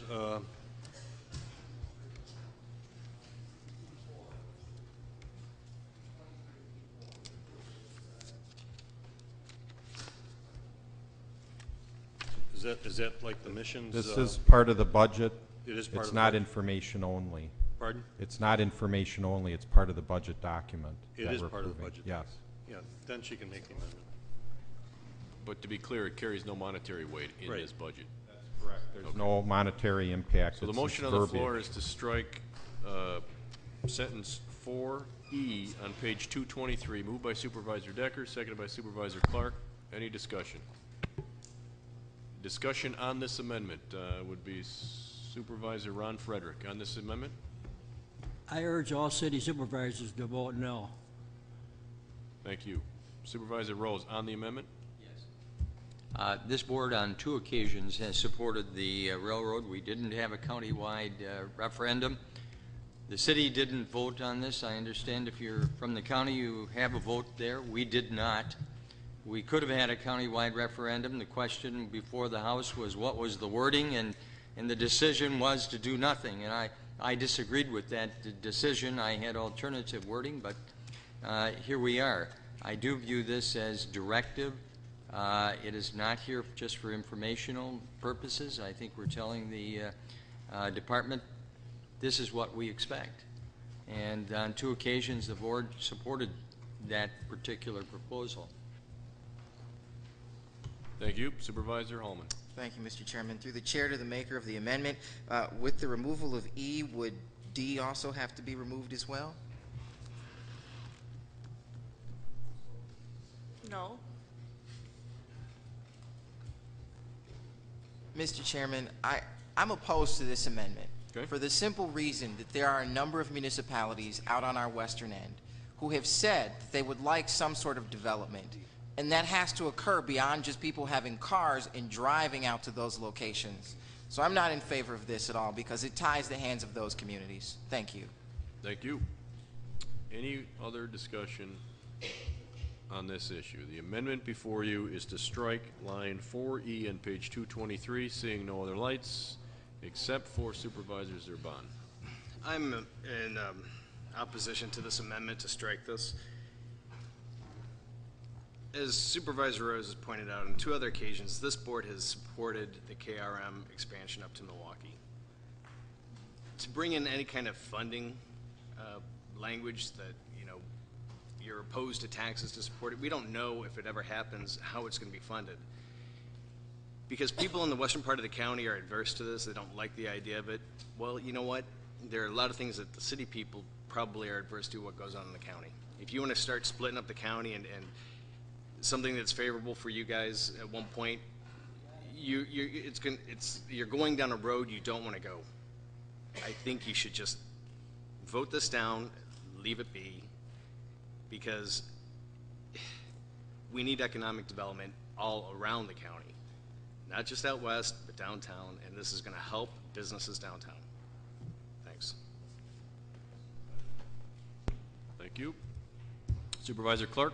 I'll be brief. The previous resolutions that came before this county board were to support the evaluation and concept. I don't think it was a green light to move forward, number one. Number two, when I was watching the results of the election come in, I was really watching Racine County.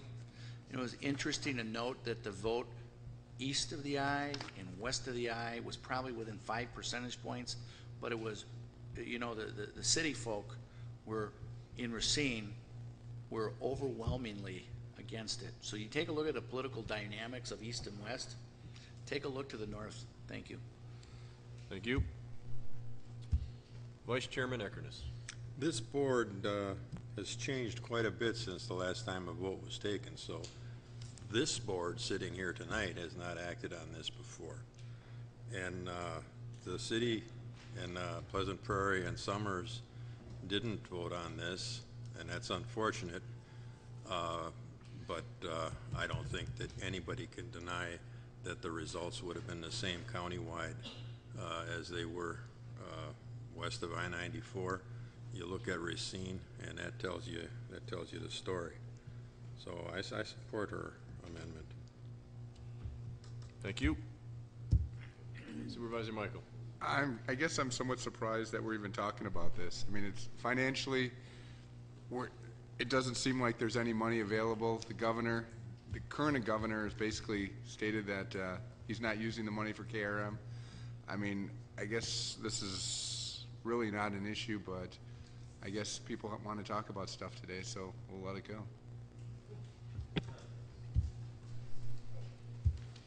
Supervisor Decker. Just to clarify, the $810 million that the governor is speaking about is not about the KRM. That is about the train line from Madison to Milwaukee. So those are two completely different things. Thank you. Supervisor Gable.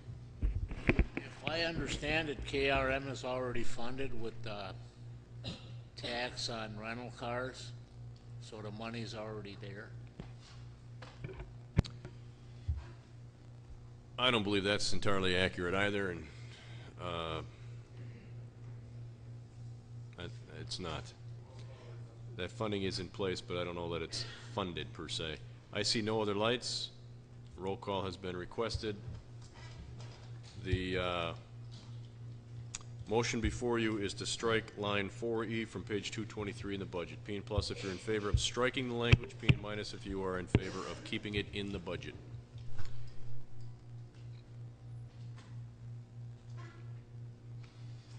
One more. Supervisor, there we go. Motion fails. Imagine that. I believe that is right along some line, if I'm not mistaken.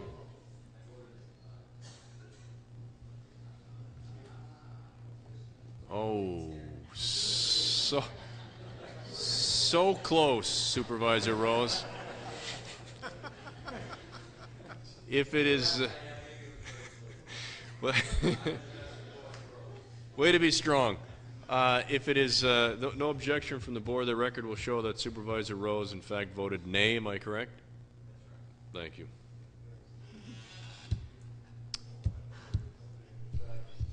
We are now back on the budget as amended. Supervisor Singer. I call the question. Question on the budget as amended has been called by Supervisor Singer, seconded by Supervisor Zerban. That is non-debatable, am I correct? The first vote, and it will be a roll call vote, will be to call the question. You are not voting on the budget. You are voting to close debate. P and plus if you are in favor of ending debate, P and minus if you are opposed to ending debate. A couple times. Motion carries 23 in favor, 1 no, and 1 doesn't really care. He doesn't care. Clark abstain. All right.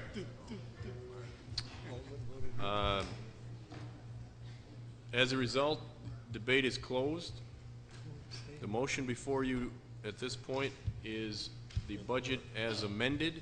The only amendment that is passed is the elimination of the salary increase for the general manager of golf. Roll call vote will be taken. P and plus if you are in favor of the 2011 budget as amended, P and minus if you are opposed.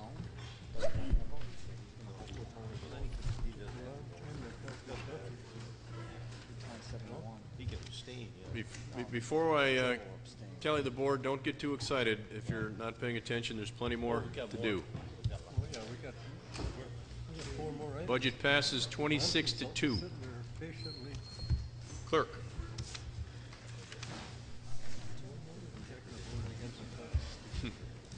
New business, resolutions, one reading, 75 from the Finance Committee, An initial resolution authorizing the issuance of general obligation promissory notes in an amount not to exceed $7,925,000 for budgeted capital projects. Clark, yes. O'Day, yes. Jeff Gens, yes. Eckerness, yes. Singer, yes. Supervisor Clark. I move Resolution 75. Resolution 75, moved by Supervisor Clark, seconded by Supervisor Singer. Is there any objection if we just read out the 76 and 77? I don't know if we have to act on them separately, but, okay, we have to act on them separately, but if we could just read them in and I can speak them. We have to. Yeah, It has to be roll call. The indication is that we will need to, Just read them off because it all relates to the same thing, please. We can vote separately. I'm comfortable with that unless there's objection. Clerk? Through 78. 76 from the Finance Committee, initial authorizing the issuance of general obligation promissory notes in an amount not to exceed $1,825,000 for fiber optic communication systems. Clark, yes. O'Day, yes. Jeff Gens, yes. Eckerness, yes. Singer, yes. From the Finance Committee regarding an initial resolution authorizing the issuance of general obligation bonds in an amount not to exceed $5,620,000 for county building improvements. Clark, yes. O'Day, yes. Jeff Gens, yes. Eckerness, yes. Singer, yes. And also 78, please. From the Finance Committee regarding initial resolution authorizing the issuance of general obligation promissory notes in an amount not to exceed $14,100,000 for road and highway improvements. Clark, yes. O'Day, yes. Jeff Gens, yes. Eckerness, yes. Singer, yes.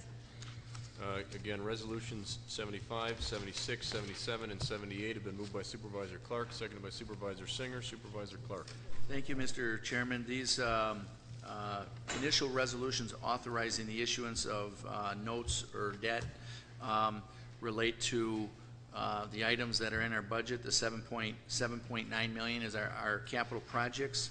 The 1.825 is the 2 years. It's the entire amount of the fiber. We have 900 in our capital projects for this year, 900 for next year. So we are approving the entire borrowing for that project, although it will be spread over 2 years. 77 deals with the maintenance on the Molinaro and the courthouse building. Again, that number came in at 5.5 million. That is over the next 2 years. And finally, the 14 million, that is for the road projects. Again, over the next 2 years here, I believe the projects that are in the budget that are currently this year and going to be spread over to the next year. This is the initial resolution. We normally have 2 other resolutions before we get the proceeds that this county board will get an opportunity to vote on. I urge unanimous support with little debate. Thank you. Anyone wishing to speak on any one of 75 through 78? Seeing no lights, these require a 2/3 vote on each one. We will vote separately. The first vote is on Resolution 75. If you're in favor, P and plus. Opposed, P and minus.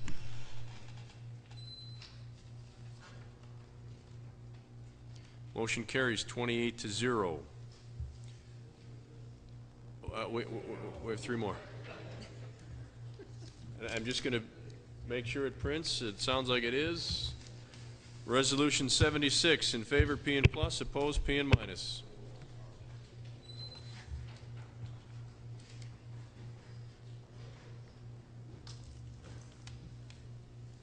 Supervisor Eckerness.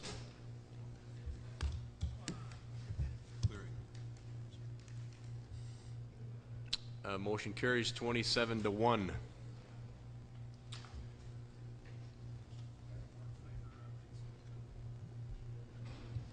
Resolution 77, in favor, P and plus. Opposed, P and minus.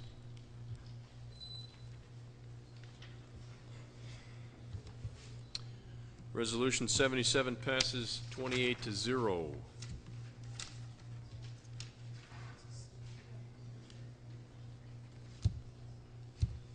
Resolution 78. P and plus if you're in favor, P and minus if you're opposed.